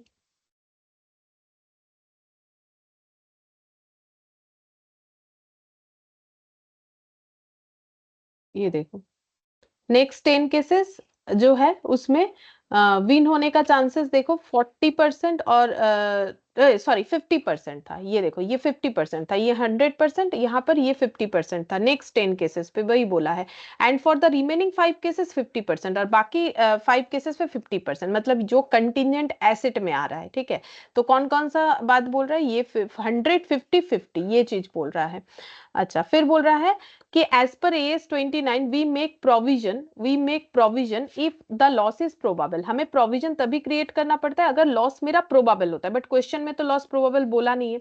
as the loss does not appear to be probable and the possibility of outflow of resources embodying economic benefit is remote. ठीक है, देखो क्वेश्चन खुद बोला है कि प्रोबेबल नहीं है, पॉसिबल है. कहाँ बोला है? ये देखो, पॉसिबल. ठीक है, प्रोबेबल नहीं है, पॉसिबल है, और इसको रिमोट बोल रहा है. क्यों बोल रहा है बताते हैं. परसेंटेज के हिसाब से बोला है, जबकि परसेंटेज को एस ने कुछ डिफाइन नहीं किया, फिर भी बता देते हैं. देखो बोल रहा है as the loss does not appear to be probable and the possibility of outflow of resources embodying economic benefit is remote. Remote कब होता है? जब चांसेस 50% से भी कम होता है. ठीक है, रिमोट होता है. तो ये देखो लॉस का चांसेस देखो, लेस देन 50%, 10%, ये देखो 30%, 20%. ठीक है, तो देखो वैसे तो कुछ परसेंटेज डिफाइन नहीं किया है, लेकिन फिर भी मैंने एस फोर में भी तुम लोग को बताया था कि हाई चांसेस मतलब 80-90%. ठीक है, पॉसिबल जो प्रोबेबल चांसेस का मतलब 80-90%, और पॉसिबल चांसेस का मतलब होता है 50-50, और 50 से जब कम हो जाता है तो उसे रिमोट बोलते हैं. ठीक है, तो क्योंकि ये सारे 50 से कम है तो इन्होंने इसे रिमोट बोल दिया. ठीक है, इस वजह से. ठीक है, रिमोट चांसेस बोल दिया. अब देखो यहाँ पर वही बोला है as the loss does not appear to be probable and possibilities of the outflow of resources embodying economic benefit is remote, therefore disclosure by way of note should be made. तो हमें disclosure देना पड़ेगा. क्यों? क्योंकि अगर remote होता है तो disclosure देना पड़ता है. कहाँ लिखा आया है ये देखो, रिमोट है तो इग्नोर, मतलब कुछ करना नहीं पड़ेगा, लेकिन डिस्क्लोजर हमें देना पड़ेगा, मतलब चीजों को बताना पड़ेगा कि भाई ये रिमोट है. डिस्क्लोजर मतलब उस चीज को बोल रहा है कि मतलब बताना पड़ेगा कि हाँ ये चीज ऐसा है.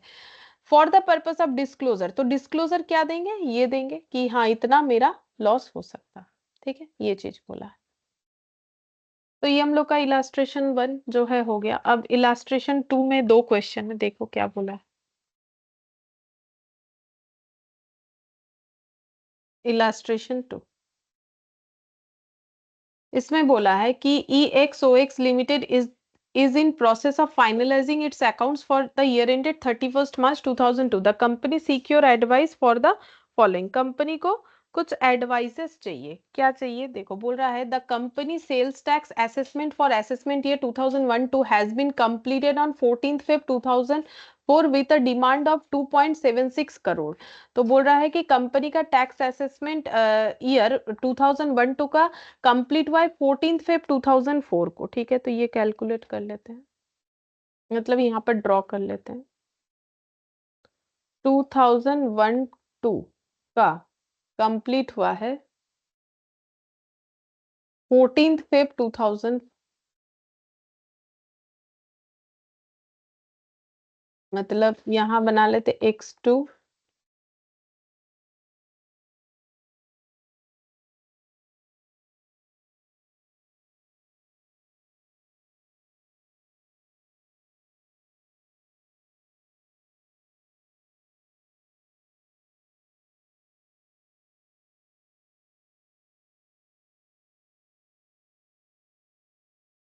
हम्म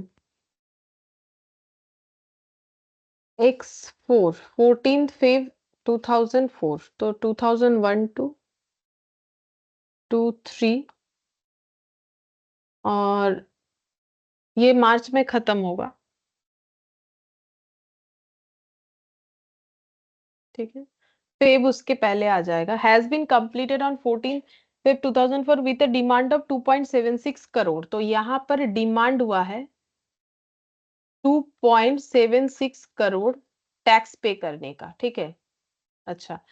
the company paid the entire due under protest without prejudice to its right of appeal. The company files its appeal before the appellate authority wherein the grounds of appeal cover tax on addition made in assessment order for a sum of 2.10 crore. ठीक है, तो क्या बोल रहा है? देखो बोल रहा है 2.76 करोड़ का डिमांड हुआ है. कंपनी ने अपील किया है कि उनका जो उनके ऊपर 2.10 करोड़ का एक्स्ट्रा जो है एडिशन टैक्स लगा दिया गया है. ठीक है, डिमांड इतना है और कंपनी बोल रही है कि अपील किया है कंपनी ने कि 2.10 करोड़ मेरे ऊपर एक्स्ट्रा लगाया गया है. ठीक है, एक्स्ट्रा मेरे ऊपर चार्ज हो रहा है, ऐसा कंपनी ने बोला है. तो देखो क्या बोला है, the company paid the entire due company ने पहले पे कर दिया, क्योंकि पे करना पड़ता है, फिर उसके बाद केस कर सकते हैं under protest without prejudice to its right of appeal.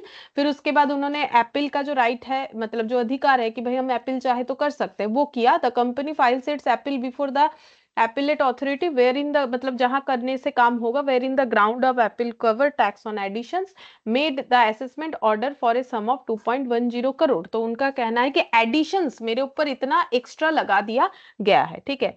तो इसका मतलब टैक्स अथॉरिटी ने इनको बोला है 2.76 करोड़, बट इनका कहना है मेरे ऊपर एक्स्ट्रा इतना हो रहा है। तो कंपनी के हिसाब से उनका टैक्स कितना हो रहा है, कंपनी के हिसाब से उनका आईटी हो रहा है 2.76 माइनस 2.10, क्योंकि वो तो बोल रहे 2.10 मेरे ऊपर एक्स्ट्रा चार्जेस है। तो फिर कंपनी के हिसाब से 0.66 करोड़ जो है वो उनका टैक्सेबल अमाउंट होना चाहिए, ये कंपनी का कहना है, ठीक है। तो इसीलिए उन्होंने बोला है कि मेरे ऊपर 2.10 करोड़ का एक्स्ट्रा चार्जेस लगा दिया गया है, ऐसा उन्होंने बोल रखा है। अब हम, ये हो गया सिचुएशन। अब हमें बताना है कि क्या करना पड़ेगा, मतलब क्या ये वाला जो लाइबिलिटी, मतलब ये जो लाइबिलिटी बोल रही है, ये जो सिचुएशन है, ये प्रोविजंस क्रिएट करना पड़ेगा, या फिर मुझे कंटिजेंट एसेट है मेरे लिए, या कंटिजेंट, देखो एसेट तो होगा नहीं, कंटिजेंट एसेट तो भूल ही जाओ, क्योंकि अगर हम केस हार गए, ठीक है, जो अपील किया उसमें अगर मुझे ये बोल दिया जाए, मतलब कंपनी को, कि भाई तुम्हारा बात गलत है, टैक्स अथॉरिटी सही बोल रहा है, तो फिर तो उन्हें पे करना ही पड़ेगा, मतलब जो पे किया वो उन्हें कुछ रिटर्न मिलेगा नहीं। तो वैसे भी यहाँ तो कुछ मिलने वाला बात तो देखो वैसे नहीं आ रहा है, ठीक है। तो फिर हमें ये सोचना है कि हमें प्रोविजन क्रिएट करना है, या कंटिजेंट एसेट क्रिएट करना है, या कंटिजेंट लाइबिलिटी, क्या होगा ये हमें बताना पड़ेगा। ट्रीटमेंट का मतलब यही होता है, ठीक है। तो देखो क्या होगा, यहाँ पर कंपनी ने अपील किया है 0.66 पे, उनके ऊपर एडिशन हुआ है, ठीक है। अब ये कौन से ईयर का है, ये है हम लोग का 31 मार्च 2004, ठीक है। 31 मार्च 2004 होगा, क्योंकि देखो इनका ये जो मतलब company sales tax assessment year 2001-2 का ये बात है, ठीक है। तो अभी तो 4 वाला ईयर आ जाएगा। अच्छा, अब बोल रहा है कि जो अमाउंट इनको पे करना पड़ सकता है, ठीक है, तो इसके लिए इनको 2.10 करोड़ का क्या क्रिएट कर लेना चाहिए, तो 2.10 करोड़ का इन्हें प्रोविजन क्रिएट करना चाहिए। क्यों क्रिएट करना चाहिए, देखो क्या ये प्रोविजन के कंडीशन को सेटिस्फाई कर रहा है, पहले ये पढ़ के देखो। बोल रहा है कि प्रेजेंट ऑब्लिगेशन हो रहा है due to result of past event, तो हाँ वो टैक्सेबल है, ठीक है, टैक्स देना पड़ेगा, टैक्स कैलकुलेट हुआ है, तो प्रेजेंट ऑब्लिगेशन क्रिएट हो रहा है, ठीक है। अब हाँ वो थोड़ा डिस्प्यूट हो रहा है, बात अलग है, बट कुछ ना कुछ पास्ट इवेंट हुआ था, उसकी वजह से ही तो ये प्रेजेंट ऑब्लिगेशन क्रिएट हो रहा है, इन्होंने बिजनेस किया, फिर टैक्सेबल इनका प्रॉफिट हुआ, तभी तो ये सारा चीज हो रहा है। अब क्या मुझे ये, मतलब मेरा आउटफ्लो हो, इसका चांसेस क्या प्रोबेबल है या पॉसिबल है, ऑब्वियसली प्रोबेबल है, क्योंकि देखो टैक्स का बात है, तो फिर ऑब्वियसली ये प्रोबेबल है ना, ये पॉसिबल थोड़ी है कि हो भी सकता है नहीं भी हो सकता है, नहीं ऐसा नहीं है, सिचुएशन तो प्रोबेबल है, ठीक है। और हम लोग एस्टिमेट तो आराम से कर पा रहे, क्योंकि हमें पता ही है कि इसका अमाउंट कितना है 2.10, जो हमारे हिसाब से एक्स्ट्रा है। तो हमें क्या करना चाहिए, हमें 2.10 करोड़ का जो है प्रोविजन क्रिएट कर लेना चाहिए, क्योंकि सबसे मेन पॉइंट ये है, देखो रिलायबली एस्टिमेट अमाउंट तो कर ही पा रहे, उसमें तो कोई प्रॉब्लम है नहीं कि मुझे अगर हम हार गए तो मेरा इतने का जो है प्रोविजन क्रिएट करके रख लेना चाहिए। सबसे पहला बात है कि ये प्रोबेबल है, बहुत हाई चांसेस है कि मेरा आउटफ्लो हो, ठीक है, हाई चांसेस है कि मेरा आउटफ्लो हो, ऐसा थोड़ी है कि हो भी सकता है नहीं भी हो सकता है, ठीक है। तो हाई चांसेस है। तो यहां पर देखते हैं,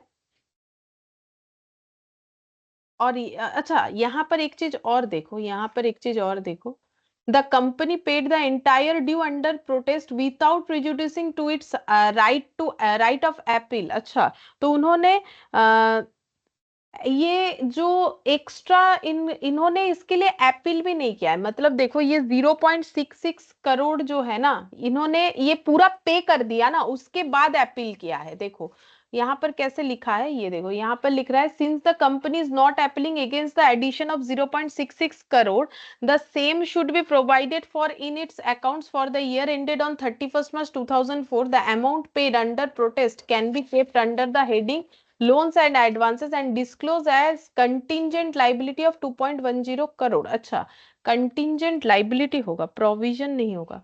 अच्छा रुको, मैंने थोड़ा गलत बता दिया फिर, एक मिनट। कंटिंजेंट लाइबिलिटी होगा, देख लेते हैं एक second.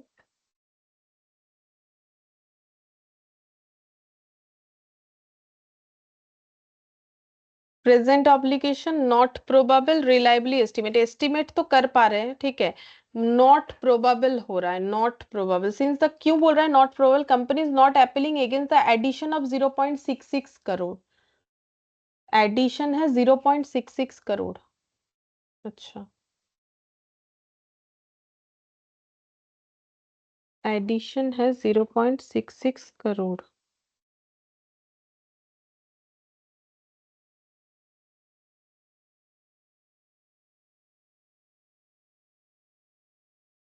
The same amount, the same should be provided for in its accounts for the year ended on 31st March 2004. The amount paid under protest can be kept under the, अच्छा, 2.10 जो जिसके against में हम लोगों ने बोला है, the amount paid under protest can be kept under heading. अच्छा, ये 2.10 एडिशन, हाँ वो तो मैंने सही लिखा है कि एडिशन मेरा 2.10 है, क्योंकि हम लोगों ने वही तो अपील किया है कि हम लोगों ने 2.10 करोड़ के लिए जो है अपील किया है। The amount paid under protest can be kept under the heading, मतलब ये इसके लिए तो हम लोगों ने सोचा है ना कि भाई ये हमारे ऊपर नहीं एप्लीकेबल होना चाहिए, तो बोल रहे द अमाउंट पेड, लेकिन हम लोगों ने पे भी तो कर दिया है उसके बाद protest. The amount paid under protest can be kept under the heading loans and advances and disclosed as contingent liability. अच्छा, क्योंकि पे कर दिया है तो इसको हम लोग 2.10 करोड़ को 2.10 करोड़ क्योंकि पे कर दिया है, ऐसा नहीं कि पे करना पड़ेगा, नहीं करना पड़ेगा, वो मैंने थोड़ा सा गलत इंटरप्रेट कर दिया कि मैंने तो पूरा ही अमाउंट पे कर दिया है, 2.70 करोड़ पूरा पे कर दिया है,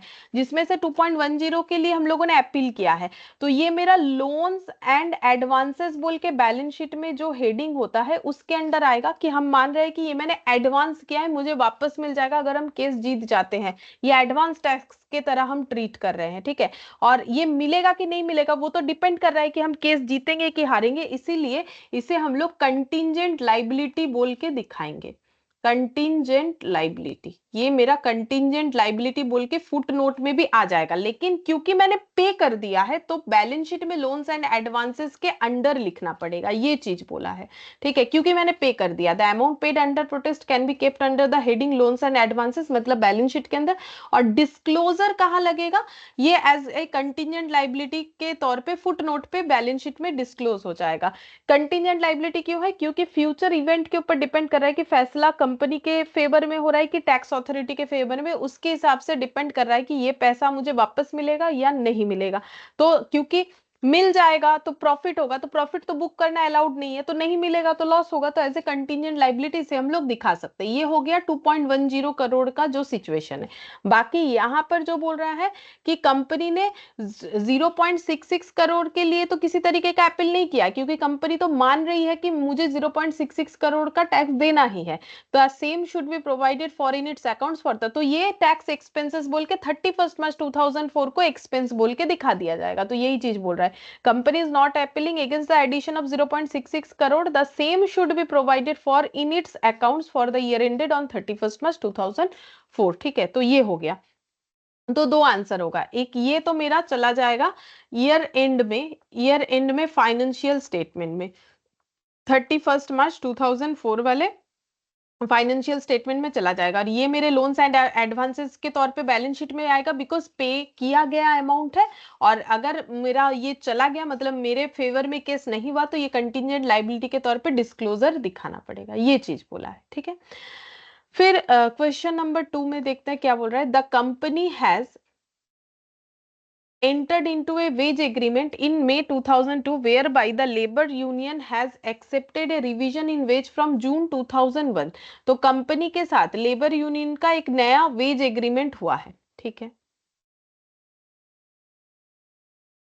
कब हुआ है वेज एग्रीमेंट? देखो, वेज एग्रीमेंट हुआ है मई 2002 में, मई 2002 में, लेकिन लेबर यूनियन बोल रहा है कि हमारा वेज जो है वो रिवाइज्ड कर दो जून 2001 से, जून 20x1 से रिवाइज्ड कर दो, तो यहाँ न्यू एग्रीमेंट हुआ है, बट ये लोग चाहते हैं कि इनका जो वेजेस है वो यहाँ से रिवाइज्ड होते हुए आए। मतलब अगर अभी जो भी पेमेंट होगा, ये नहीं कि मई के बाद से एप्लीकेबल होगा नया एग्रीमेंट, नया एग्रीमेंट का इम्पैक्ट यहाँ से जून 2001 से लागू होना चाहिए, ऐसा इनका डिमांड है।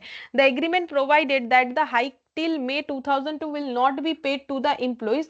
और जो यहाँ तक का जो बढ़ा हुआ अमाउंट होगा, मतलब जैसे देखो जून 2001 से मई 2002 तक तो कुछ ना कुछ तो जो भी चल रहा था पेमेंट का सिस्टम, उस हिसाब से लेबर लोगों को पेमेंट किया गया था।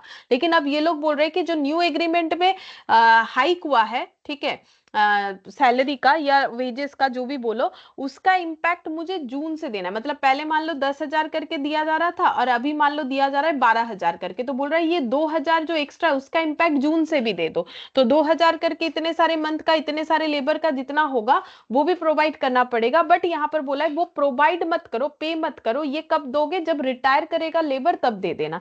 The company agrees to deposit the arrear in government bond by September 2002।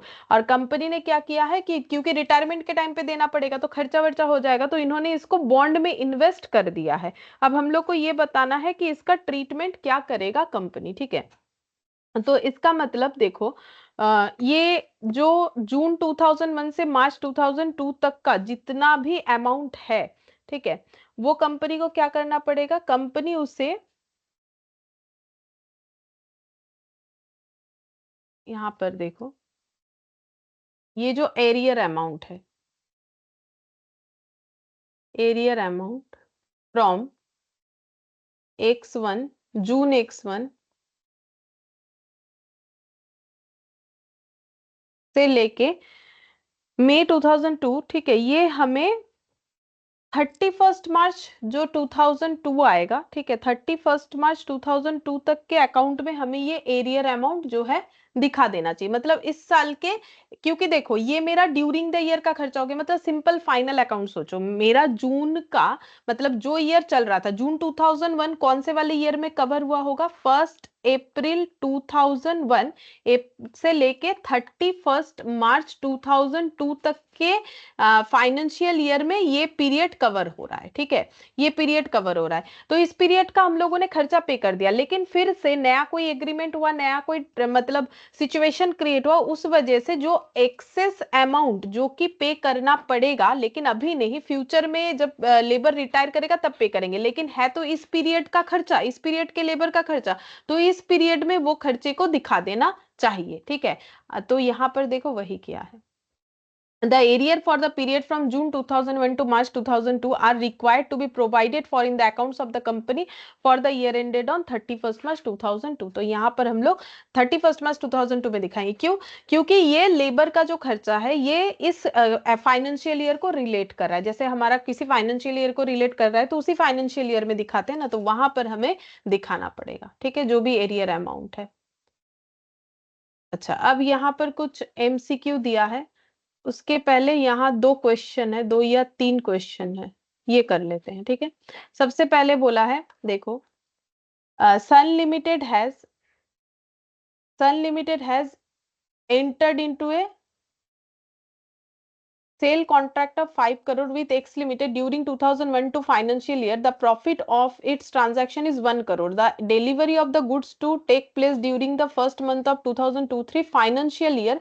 In case of failure of Sun Limited to deliver within the schedule, a compensation of 1.5 crore is to be paid to X Limited. Sun Limited planned to manufacture the goods during the last month of 2001 to financial year, or as on balance sheet date the goods were not manufactured and it was unlikely that Sun Limited will be able to meet the contractual obligations. Should Sun Limited provide for contingency as per AS29, should provision be measured as excess of compensation to be paid over the profit। पहले देखो इसमें क्या बोल रहा है, बोल रहा है कि सन लिमिटेड ने एक सेल एग्रीमेंट किया है 5 करोड़ का एक्स लिमिटेड के साथ 2001-2 में, ठीक है। फिर बोल रहा है the profit on off this transaction is 1 crore. अगर ये ट्रांजैक्शन एग्जीक्यूट हो जाता है तो प्रॉफिट हो जाएगा 1 करोड़ का, ठीक है। अब बेच कौन रहा है, सन लिमिटेड कितने का चीज, 5 करोड़ का चीज, जिसपे इसको प्रॉफिट कितने का हो जाएगा, 1 करोड़ का प्रॉफिट हो जाएगा। The delivery of goods to take place during the first month of 2023। लेकिन कंडीशन क्या है, 2023 के स्टार्टिंग में ही इनको क्या करना पड़ेगा, गुड्स को डिलीवर कर देना पड़ेगा। इन केस ऑफ फेलियर, अगर फेलियर हो जाता है Sun Limited to deliver within the schedule time, a compensation of 1.5 crore is to be paid to X Limited. X Limited को 1.5 करोड़ कंपेंसेशन के तौर पे इसको देना पड़ेगा। ठीक है, Sun Limited plan to manufacture the goods during the last month of 2001 financial year. As on balance sheet date 31 March 2002 the goods were not manufactured, but ये गुड्स बन के रेडी नहीं हुआ, and it was unlikely that Sun Limited will be able to meet the contractual obligation. बोल रहा है कि जो कॉन्ट्रैक्ट हुआ है कि इतने टाइम के अंदर जो है पे ऑफ कर देना पड़ेगा, तो ऐसा नहीं लगता है कि सन लिमिटेड के लिए पॉसिबल है कि वो ये एग्रीमेंट को मीट कर पाए, मतलब फर्स्ट मंथ ऑफ 2023 में ये पे गुड्स प्रोवाइड कर दे, ऐसा इसके लिए पॉसिबल नहीं है। तो बोल रहे suit Sun Limited provide for contingencies as per S 29, तो क्या इसे कंटिजेंसीज दिखा देना चाहिए। तो देखो, अगर ये गुड्स प्रोवाइड नहीं कर पाएगा, ठीक है, तो फिर इसका क्या हो जाएगा, ऑब्लिगेशंस तो था देखो गुड्स को टाइम पे डिलीवर करने का, और ये प्रोबेबिलिटी है, यहाँ पर बोला है अनलाइकली, ठीक है, अनलाइकली, लाइकली होता तो पॉसिबल होता, ठीक है, सॉरी लाइक अनलाइकली बोल रहा है, मतलब प्रोबेबल नहीं है, ठीक है, प्रोबेबल नहीं है कि वो प्रोवाइड कर पाए, प्रोबेबिलिटी ये है कि नहीं प्रोवाइड कर पाएगा, ठीक है, मतलब चांसेस जो है वो लो है, मतलब पॉसिबल हो चुका है कि वो प्रोवाइड करेगा, प्रोबेबल नहीं है, हाई चांसेस नहीं है कि वो प्रोवाइड कर देगा, मतलब टाइम पे गुड्स प्रोवाइड कर देगा। तो और इसमें कम अगर ऐसा नहीं कर पा रहा है तो उसका लॉस कितने का होगा, 1.5 करोड़। ये भी पहले ही तय हो गया था कि अगर टाइम पे नहीं दे पाओगे तो 1.5 करोड़ का आपको कंपेंसेशन देना पड़ेगा, ठीक है। तो इसका मतलब ये हो गया कि उसे 1.5 करोड़ का जो है कंटिजेंसी को रिकॉर्ड कर लेना चाहिए एज पर एस 29, ठीक है, कंटिजेंसी लॉस या लाइबिलिटी जो भी बोलो उसे रिकॉर्ड कर लेना चाहिए। फिर यहां पर बोला है should provision be measured as the excess of compensation to be paid over the profit. बोल रहा है कि क्या प्रोविजन जो है वो अगर हम लोग क्रिएट करते हैं, बाई चांस अगर हम लोग प्रोविजन क्रिएट करते हैं तो कितना क्रिएट करें, प्रॉफिट से माइनस करने के बाद जितना एक्स्ट्रा होगा, जैसे 1 करोड़ का प्रॉफिट होगा, 1.5 करोड़ का कंपेंसेशन है, तो क्या हमें 0.5 करोड़ का प्रोविजन क्रिएट करके रखना चाहिए। तो देखो, अगर वो गुड्स बेच नहीं पाएगा तो प्रॉफिट ही नहीं होगा, तो प्रॉफिट नहीं होगा तो फिर over the profit provision create कैसे करें, करने का तो कोई सवाल ही नहीं है। तो अब देखो यहाँ पर क्या बोल रहा है,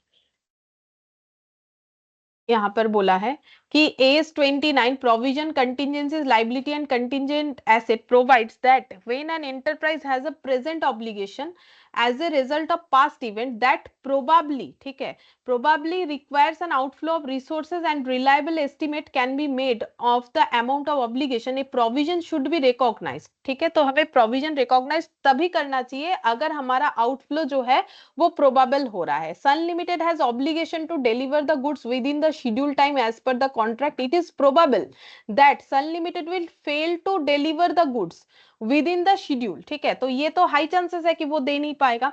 and it is also possible to estimate the amount of compensation, compensation का अमाउंट भी हम लोग एस्टिमेट कर पा रहे हैं। Therefore Sun Limited should provide for contingency amount 1.5 crore, तो हमें 1.5 करोड़ का कंटिजेंसी अमाउंट जो है वो बुक कर लेना चाहिए। फिर यहाँ पर जो बोला था provision should not be measured as the excess of compensation to paid over the profit, profit से लेस करके हमें प्रोविजन क्रिएट नहीं करना चाहिए। जैसे कि मैंने बोला the goods are not manufactured before 31 March and no profit had been accrued, जब बेच ही नहीं पाएंगे तो प्रॉफिट कहां से होगा, फाइनेंशियल ईयर 2001-2 में 1 करोड़ का, तो therefore provision should be made for the full amount of compensation 1.5 crore, तो प्रोविजन हमें 1.5 करोड़ का जो है रिकॉर्ड करना चाहिए, ठीक है।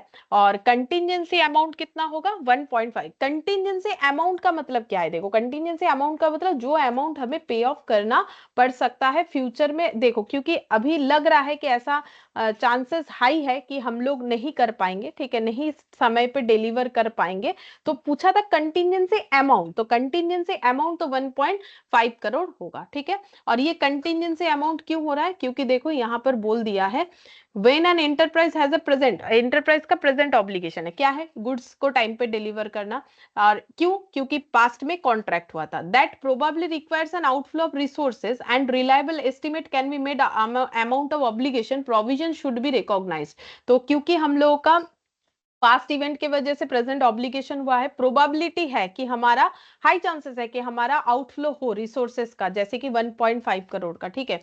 तो और अमाउंट भी एस्टिमेट कर पा रहे हैं, तो हमें प्रोविजन रिकॉग्नाइज करना चाहिए। Sun Limited has the obligation to deliver the goods within the schedule time as per the contract. It is probable that Sun Limited will fail to deliver, probability high है कि वो deliver नहीं कर पाएगा।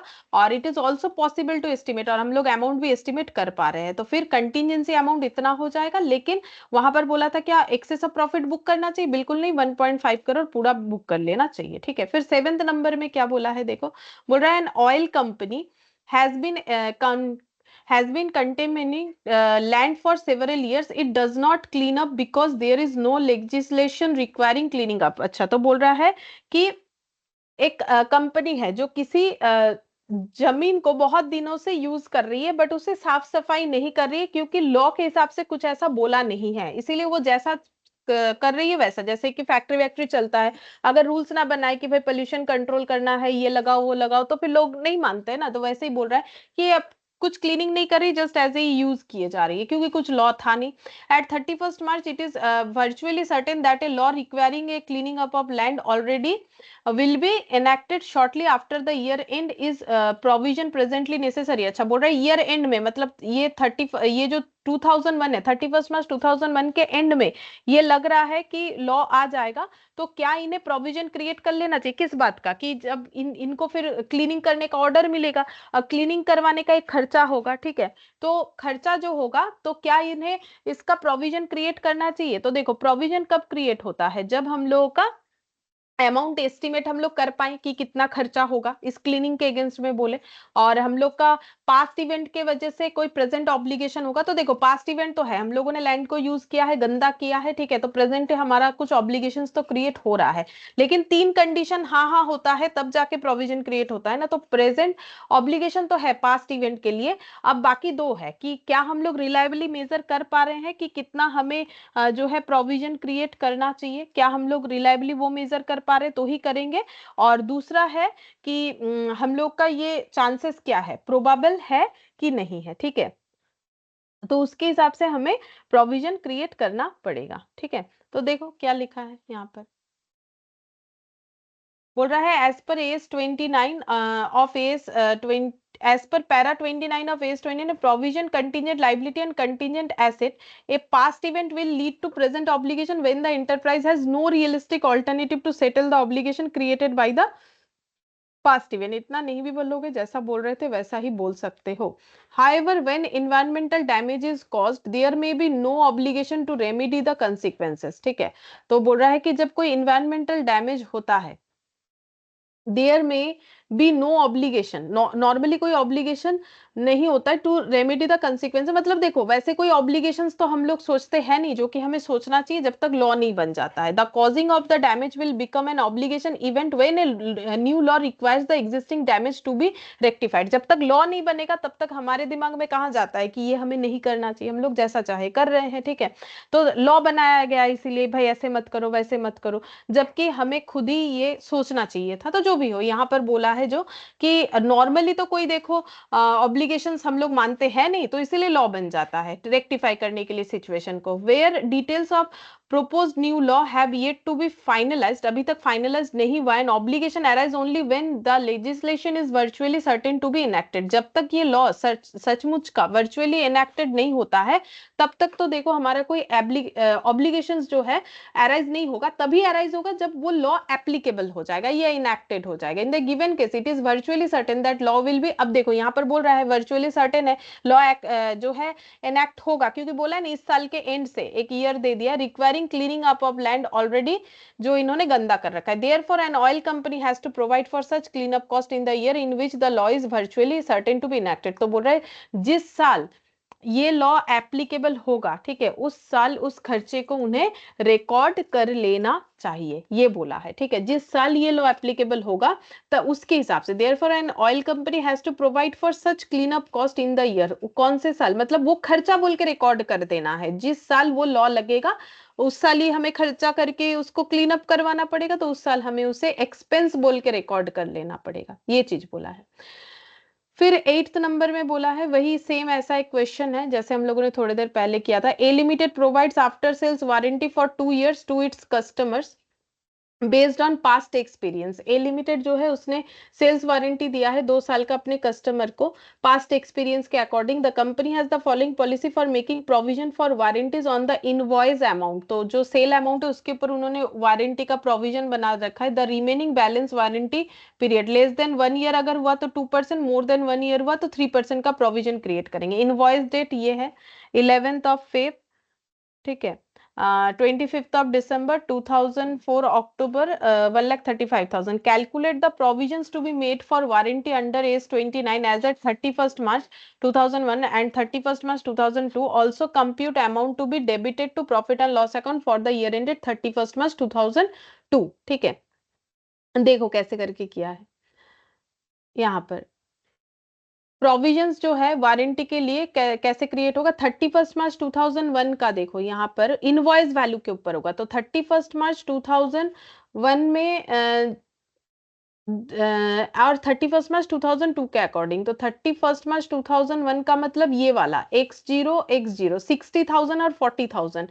अब ये less than 1 year हो रहा है कि मोर देन 1 year, तो ये तो मोर देन 1 year हो रहा है, to x0 x1 x2 x3, तो ये दोनों मोर देन 1 year हो रहा है, तो इस पे 3%, तो 60 और 40 पे 3%, ये देखो 60 और 30 पे 60 और 40 पे 3%, 40 पे 3%, अच्छा 60 पे 0.2, एक मिनट देख लेते हैं 60 पे 0.2 क्यों किया है, less than 1 year, 11th Feb 2000 25th, more than 1 year, balance warranty period more than 1 year, invoice अच्छा 11th Feb से लेके 31st of March x2 तक कितना टाइम पीरियड होता है, तो यहाँ पर हो गया फेब फेब और 31st of March 2001 और 31st of March 2002, तो यहाँ पर 1 year और यहाँ पर हो जाएगा फेब मार्च, फेब फेब का 11 से फेब पूरा ही एक बार ले लेते हैं, मार्च अप्रैल मई, तो मार्च तो इसके बाद मार्च अप्रैल मई जून जुलाई अगस्त सितंबर अक्टूबर नवंबर, मतलब यहाँ 12 months 1 अप्रैल से फेब मार्च अप्रैल, मतलब यहाँ पर 1 year और कुछ टाइम पीरियड, जैसे कि मार्च अप्रैल से ये ईयर स्टार्ट होगा 1 अप्रैल 2000 से, तो फेब मार्च अप्रैल मतलब 2 साल 2 मंथ से थोड़ा कम, ठीक है, 2 साल 2 मंथ से मोर देन 1 year तो हो रहा है, और ये वाला भी हो रहा है मेरा मोर देन 1 year, तो फिर इसमें 0.2 कर दिया है, एक सेकंड देख लेते हैं, less than 1 year more than 1 year,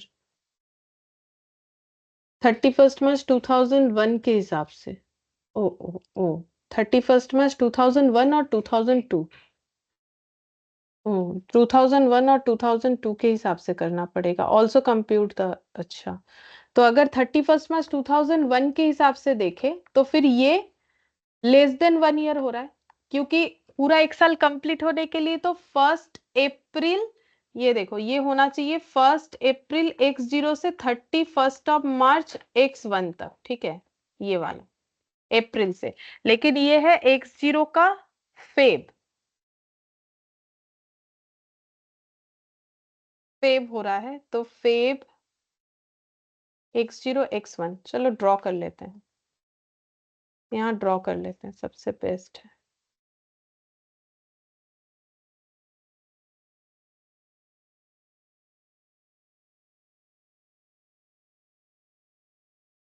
8th number,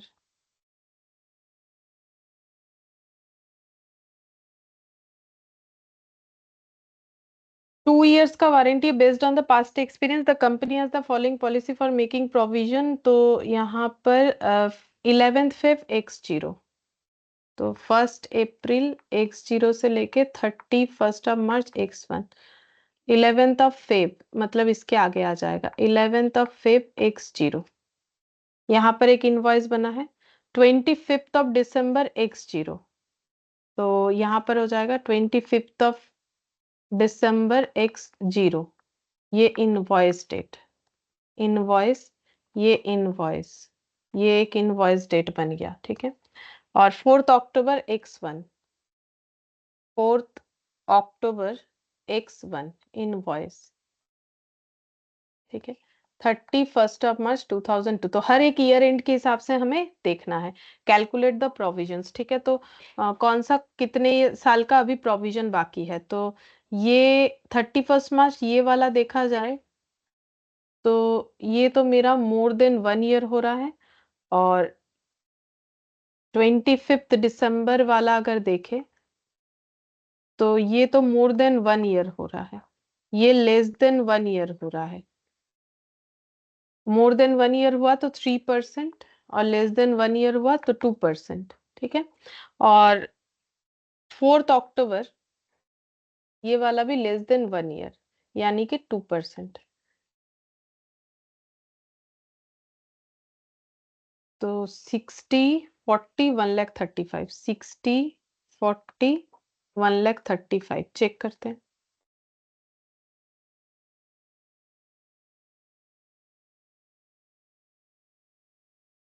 Provision to be made for warranty, provision, contingent liability and contingent asset 31st March 2001, 60,000 into इन्होंने कर रखा है 0.2 और 40,000 इंटू 0.3 कर रखा है, मतलब उल्टा क्यों आ रहा है मेरा। और 31st March 2002 का 40,000 इंटू 0.2, अच्छा फिर से ये कैलकुलेट होगा 40,000 इंटू 0.2 और 1,35,000 का 0.3, बट मेरा दोनों ही उल्टा आ गया, ये कैसे पॉसिबल है।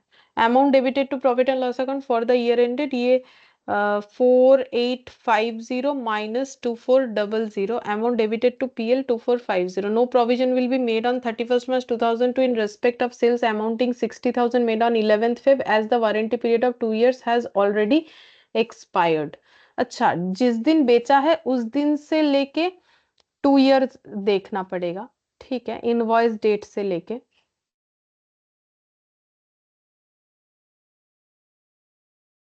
लेकिन मेरा सारा ही उल्टा कैसे आ जा रहा है, तो कुछ ना कुछ मेरे से गलत हो रहा है।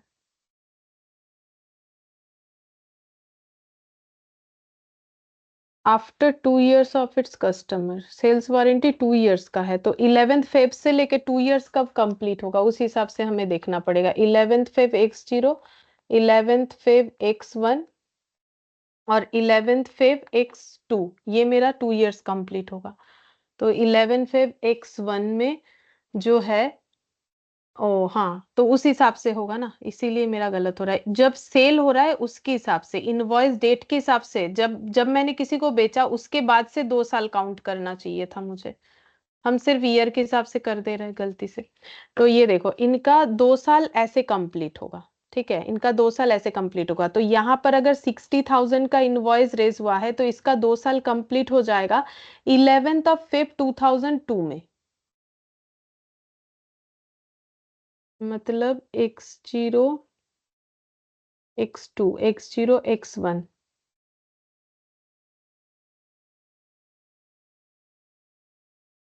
11th of Feb X2। फिर भी तो मेरा ये वाला फिर 2% कम कैसे आ रहा है। 11th of Feb X0, total 2 साल का वारंटी है, तो X2 तक होना चाहिए। मुझे अगर 31st March को calculate the provision, 31st March को देखा जाए तो इस सेल का टाइम अभी तक वारंटी कितना बाकी है। वारंटी तो लेस देन 1 ईयर बाकी है कि मोर देन 1 ईयर बाकी है। यहाँ पर अगर देखा जाए अभी तक बाकी है इस हिसाब से कर रहा है क्या? लेस देन 1 ईयर, बाकी कितना है? लेस देन 1 ईयर, और ये 3% प्रोविजन किस हिसाब से करना है?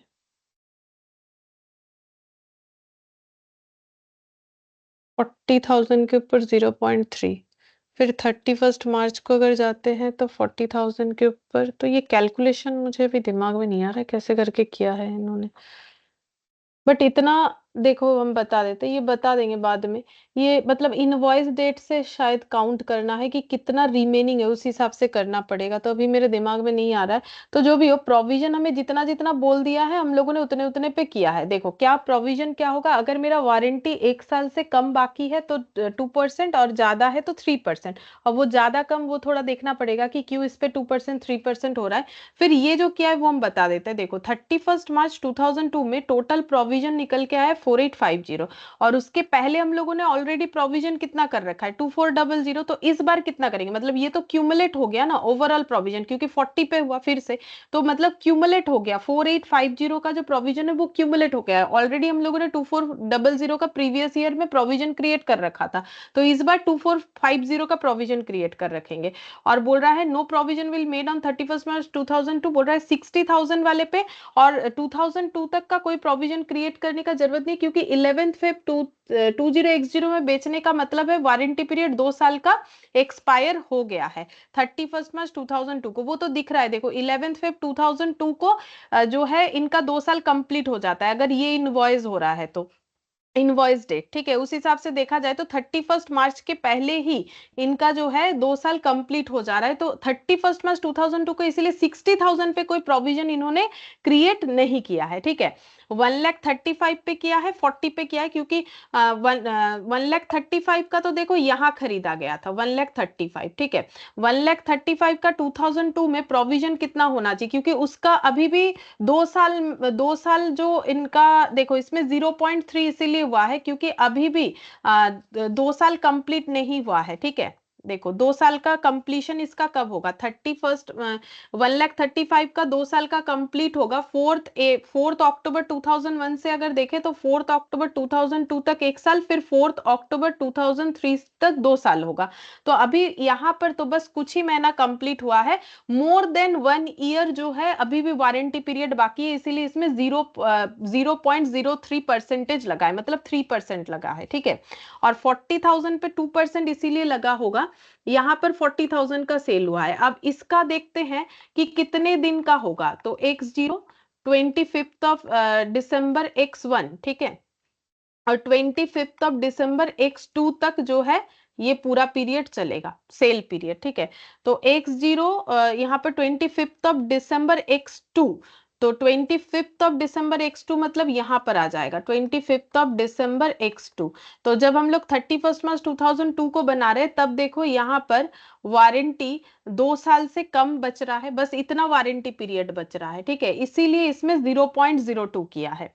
और ये यहाँ पर जब किया 2001 में, तब क्यों 2001 में 0.03 इसीलिए किया क्योंकि मोर देन 1 ईयर बाकी है, क्योंकि यहाँ पर 1 ईयर कंप्लीट होगा, तो ये तो इसी पीरियड में आ जा रहा है ना, ठीक है। तो इस वजह से हो रहा है, देखो ये वाला। तो रिमेनिंग पीरियड को हमें देख के करना है, रिमेनिंग पीरियड को, तो ये वाला हम ड्रॉ करके बता देंगे। आई थिंक समझ में आ रहा होगा। अब देखो मैंने क्या किया, यहाँ से कैलकुलेट कर रहे हैं हम ईयर एंड के हिसाब से, वैसे नहीं। तो ये देखो इनका जो सेल पीरियड है उसके हिसाब से, सेल से लेके इनका 2 साल कब कंप्लीट होता है, 2 साल वारंटी, इस तरीके से हमें देखना है। जैसे 11 फेब का जो बिका उसका 11 दिसंबर को, 25 दिसंबर को जो 25 दिसंबर 2002 को, तो उसके हिसाब से हमें 31 मार्च 2001 और मतलब 31 मार्च 2002 का काउंटिंग करना चाहिए था, तब जाके हो जाएगा, ठीक है। तो ये वाला हम बता देंगे, मतलब एक बार तो मैंने बताया, शायद समझ में नहीं आया होगा क्योंकि अभी मैंने इसको ड्रॉ करके क्लियरली नहीं दिखाया है, ठीक है। मतलब अगर एक दिखाते तुम लोग कोशिश करके देख सकते हो, जैसे ये वाला देखो, कोई भी एक दिखा देते, जैसे ये ये 40,000 वाला ही देखो, तो 40,000 वाले का 25 दिसंबर X0 में 40,000 का इनवॉइस रेज हुआ है, ठीक है। अब इसका 2 साल का वारंटी कब कंप्लीट होगा पता है, 25 दिसंबर X2 को, 25 X1, फिर 25 X2। अब इस बीच में ईयर एंड कब कब हो रहा है? एक बार होगा 31 March 2001 को, एक बार हो जाएगा यहाँ पर 31 March 2002 को। अब करना क्या है, जब हम लोग 31 March 2001 में इस सेल का प्रोविजन क्रिएट करेंगे तो हमारा वारंटी कितना बाकी है? तो देखो यहां से यहां तक 1 साल, यहां से यहां तक 1 साल, तो अभी भी मोर देन 1 ईयर वारंटी बाकी है, ये वाला पीरियड और ये वाला पीरियड। तो मोर देन 1 ईयर जब वारंटी बाकी है तो 31 March 2001 को जब प्रोविजन क्रिएट करेंगे तो 3% का क्रिएट होगा, इसीलिए यहां पर @3% का क्रिएट होगा। फिर जब हम लोग यहाँ पर प्रोविजन क्रिएट कर रहे हैं तो देखो वारंटी टाइम बस इतना बाकी है, इतना, ठीक है, मतलब जस्ट कुछ मंथ बाकी है, ठीक है। जैसे कि ये दिसंबर हो गया, फिर 25, तो दिसंबर को एक बार छोड़ दो, Jan Feb March, 3 months and कुछ डेज, ठीक है, 3 मंथ्स एंड सम डेज बाकी है। 25 दिसंबर तो 31 दिसंबर होता है टाइम, तो उस हिसाब से बाकी है। तो फिर यहाँ पर हम लोग का जो है, क्योंकि लेस देन जो है 1 ईयर हो रहा है, तो @2% 31 March 2002 का क्रिएट होगा, 31 March 2002 का 40,000 के लिए क्रिएट होगा। सेम तरीके से अगर 1,35,000 का देखो तो उसका 4 तारीख को सेल हुआ है, 4/10 X1 को, ठीक है। तो इसका 2 साल कब कंप्लीट होगा? 4/10 X2 और 4/10 X3 को, ठीक है। तो ऐसे करके, तो इस बीच में कितना सारा फाइनेंशियल ईयर आएगा? 31 March 2002 आएगा, 31 March 2002, ठीक है।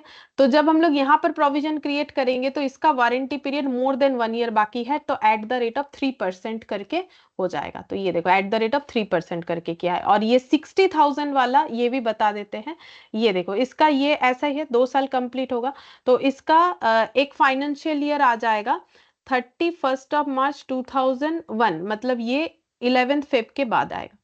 ये देखो 31 March 2001 को, और दूसरा वाला आ जाएगा 31 March 2002 को। तो जब 2001 को करेंगे तो यहाँ से यहाँ तक क्या 1 ईयर कंप्लीट हो रहा है? मतलब कितना वारंटी अभी बाकी है, देखो कितना अभी बाकी है जब हम लोग यहाँ पर कर रहे हैं।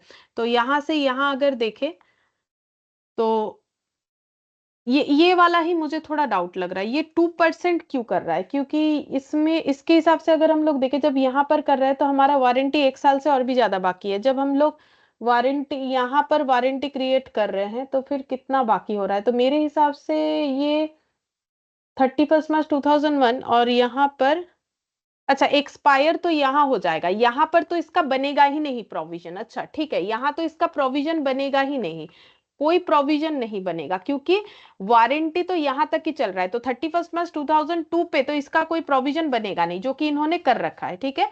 और 31 March 2001 को जब प्रोविजन बना रहे हैं तब और कितना समय बाकी है वारंटी को कंप्लीट होने पे?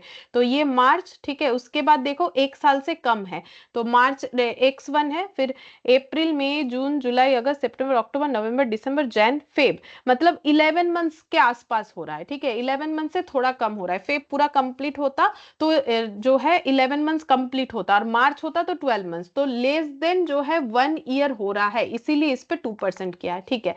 ये देखो, ये जब हम लोग यहाँ पर 31 March 2001 को बना रहे तो 31 March 2001 से लेके 11 फेब 2002 तक का जो टाइम है वो 1 ईयर से कम है, इसीलिए 2% का प्रोविजन क्रिएट हुआ है, ठीक है, इस तरीके से। और बोल रहा है 31 March 2002 पे कोई प्रोविजन क्रिएट नहीं होगा क्योंकि इसका वारंटी पीरियड खत्म हो गया, ठीक है। तो इस तरीके से होगा, सही किया हुआ है, मैंने ही थोड़ा सा गलत इंटरप्रेट कर लिया, इस वजह से नहीं हो रहा था क्वेश्चन, ठीक है। बस अब इसमें जो है कुछ एमसीक्यू है, 4 ही है, ये बता देते हैं तो कंप्लीट हो जाएगा। Which of the following best describes provision? Provision को क्या डिस्क्राइब कर रहा है? Provision is a liability of uncertain timing और amount, a provision is a possible obligation of uncertain timing. देखो प्रोविजन कभी भी पॉसिबल नहीं होता है, प्रोबाबल होता है। Provision is a credit balance set up to offset a contingent asset so that the effect of the statement of financial position is nil. A provision is a possible, देखो फिर से वही possible obligation बोला है, तो ये तो होगा ही नहीं। बी और डी तो क्लियर है नहीं होगा, बाकी रहा ए और सी में से कौन सा सही है? तो provision is a credit balance, ये तो ठीक है, but set up to offset a contingent asset, contingent asset के साथ ऑफसेट करने के लिए प्रोविजन क्रिएट नहीं किया जाता है। प्रोविजन एक तरीके का लाइबिलिटी होता है जो कि किसी अनसर्टेन टाइमिंग्स पे हम लोग इसे ऑफ अनसर्टेन टाइमिंग और अमाउंट, ठीक है, जिसका जो टाइमिंग कब प्रोविजन क्रिएट करना है वो कुछ सर्टेन होता नहीं है और उसका अमाउंट भी सर्टेन होता नहीं है। सिचुएशन वाइज एस्टिमेट करके हम लोग प्रोविजन क्रिएट करते हैं। फिर दूसरा बोला है x company is a business that sells second hand cars. If car develops a fault within 30 days of the sale, X company will repair it free of cost. At 1st March 2001, X company had made a provision for repair of 25,000. At 31st March 2001, X company calculated that provision should be made for 20,000. What entry should be made for the provision in X company's income statement for the month of March 2001? तो बोल रहा है कि X company ने एक business किया है कि वो लोग कार बेचते हैं सेकेंड हैंड, और अगर कार में 30 दिन में कोई भी प्रॉब्लम होता है तो उन्होंने फ्री में रिपेयर करने का वारंटी दिया है। 1 मार्च में कंपनी ने प्रोविजन क्रिएट किया है रिपेयर के लिए 25,000, क्योंकि उनको पता है कि उन्होंने जो पास्ट एक्टिविटी किया है उससे उनका जो है ऑब्लिगेशन जनरेट हो रहा है, तो उन्होंने प्रोविजन क्रिएट कर रखा है 25,000। 31 मार्च 2001 ने कंपनी ने कैलकुलेट किया प्रोविजन जो है वो 20,000 का ही होना चाहिए। What entry should be made for the provision, तो इन्होंने 25,000 का किया है बट कैलकुलेट करके देखा गया कि 20,000 का ही जरूरत है, तो फिर 5,000 इन्होंने रिवर्स कर देना है, ठीक है। तो 5,000 रिवर्स करने का मतलब क्या हो जाएगा, तो उसको तो चार्ज नहीं बोलते हैं, ठीक है। 5,000 ये सब तो गलत है, आंसर 5,000 का होगा। क्रेडिट ऑफ 5,000, चार्ज मतलब तो पीएल के अगेंस्ट में चार्ज, हम लोग पीएल में क्रेडिट कर देंगे 5,000 को, मतलब रिवर्स बैक कर देंगे क्योंकि एक्स्ट्रा प्रोविजन क्रिएट किया है 5,000 का, जबकि हमें सिर्फ और सिर्फ 20,000 का जरूरत था। फिर बोल रहा है विच of the following items does the statement below describe. बोल रहा है possible obligation that arise, possible obligation है तो इसका मतलब प्रोविजन तो होगा नहीं, पॉसिबल ऑब्लिगेशन का मतलब। अच्छा, फिर बोल रहा है डेफर्ड टैक्स लाइबिलिटी भी नहीं होगा, तो करंट लाइबिलिटी, करंट लाइबिलिटी थोड़ी ना पॉसिबल ऑब्लिगेशन होता है, ठीक है। तो इसका मतलब सी हो जाएगा। करंट लाइबिलिटी का मतलब सिंपल ऑब्लिगेशन, ठीक है, पॉसिबल ऑब्लिगेशन नहीं होता है। तो आगे का और पढ़ के करे क्या। 4th नंबर में बोला है Z limited has commenced a legal action against Y limited claiming substantial damage for supply of faulty product. The lawyer of Y Limited had advised that the company is likely to lose the case, although the chances of paying the claim is not remote. अच्छा, case हार जाएंगे और पे करने का chances भी remote नहीं है। The estimated potential liability estimated by the lawyer are legal cost to be incurred irrespective of the outcome of the case 50,000 settlement if the claim is required to be paid 5 lakh. What is the appropriate accounting treatment in the books of Y Limited? Y Limited को क्या treatment करना चाहिए, तो देखो बोल रहा है Z limited ने एक लीगल एक्शन लिया है वाई लिमिटेड के अगेंस्ट में कि उसने डैमेज प्रोडक्ट उसे दिया है। वाई लिमिटेड का जो लॉयर है उसने क्या बोला है, बोल रहा है कि advise that the company is likely to, बोल रहा है कि आप केस हार जाओगे, ठीक है, ऑल्दो द चांसेस ऑफ, लेकिन क्लेम नहीं देना पड़ेगा, वो चांसेस बहुत ही कम है। The estimated potential liability estimated by the lawyer are, lawyer बोल रहा है कि लीगल कॉस्ट कितना है 50,000। तो देखो लीगल कॉस्ट जो है वो तो बेयर करना ही पड़ेगा, वो तो करना ही है, केस हारो या जीतो। Settlement if claim is required to be paid 5 lakh, और अगर कुछ सेटलमेंट हो रहा है तो उसमें क्लेम जो है वो 5 लाख देना पड़ेगा। तो फिर अप्रोप्रिएट क्या होगा, तो 5 लाख और 50,000, तो फिर इसका मतलब इनको क्या करना पड़ेगा, इन्हें 50,000 का, तो देखो लीगल कॉस्ट जो है 50,000 का ये तो बेयर करना पड़ेगा, और 5 लाख का इनका कंटिंजेंट लाइबिलिटी बोल के ये फुटनोट पे डिस्क्लोज कर देना चाहिए, ठीक है। तो यहां पर जो बोला है प्रोविजन क्रिएट करो 5 लाख का, 5 लाख 50, 5 लाख, ये सब ठीक नहीं है, ठीक है। क्यों क्यों, देखो क्योंकि इन्होंने बोला है कि जो क्लेम है वो पे करने का चांसेस रिमोट है, ठीक है। तो रिमोट चांसेस है मतलब चांसेस नहीं है, तो फिर प्रोविजन क्यों क्रिएट करे, तो प्रोविजन तो क्रिएट कर नहीं सकते हैं 5 लाख वाला, तो जहां जहां 5 लाख का प्रोविजन का बात हुआ है वो हटा दो, बचा दो डिस्क्लोजर ऑफ कंटीजेंट। लेकिन 50,000 थोड़ी ना कंटीजेंट लाइबिलिटी, 50,000 तो मेरा लीगल खर्चा है, तो इसके लिए तो मुझे प्रोविजन क्रिएट करना चाहिए कि मेरा लीगल खर्चा 50,000 होगा, ऐसा मुझे लग रहा है, अब उससे कम ज्यादा हो सकता है, तो ये तो हाई चांसेस है कि मुझे लीगल कॉस्ट पे करना पड़ेगा। और डिस्क्लोजर कंटीजेंट लाइबिलिटी का 5 लाख देंगे, क्योंकि ये होगा कि नहीं होगा उसका चांसेस कम है ना, तो फिर ये इसका प्रोविजन क्यों क्रिएट करे, तो आंसर मेरा ऑप्शन सी होना चाहिए, ठीक है। बस इतना ही था, इसमें और कुछ था नहीं। बस और कुछ है नहीं, ये 29। और इसमें जो एग्जाम्पल्स है बहुत ही छोटा छोटा है और बहुत ही आसान है कि कब प्रोविजन क्रिएट होगा, कब लाइबिलिटी, तो ये तुम लोग खुद के नॉलेज के लिए पढ़ के देख सकते हो, ये और हम नहीं करवा रहे, आसान है, ठीक है। तो आज हम लोग इतना ही करते हैं।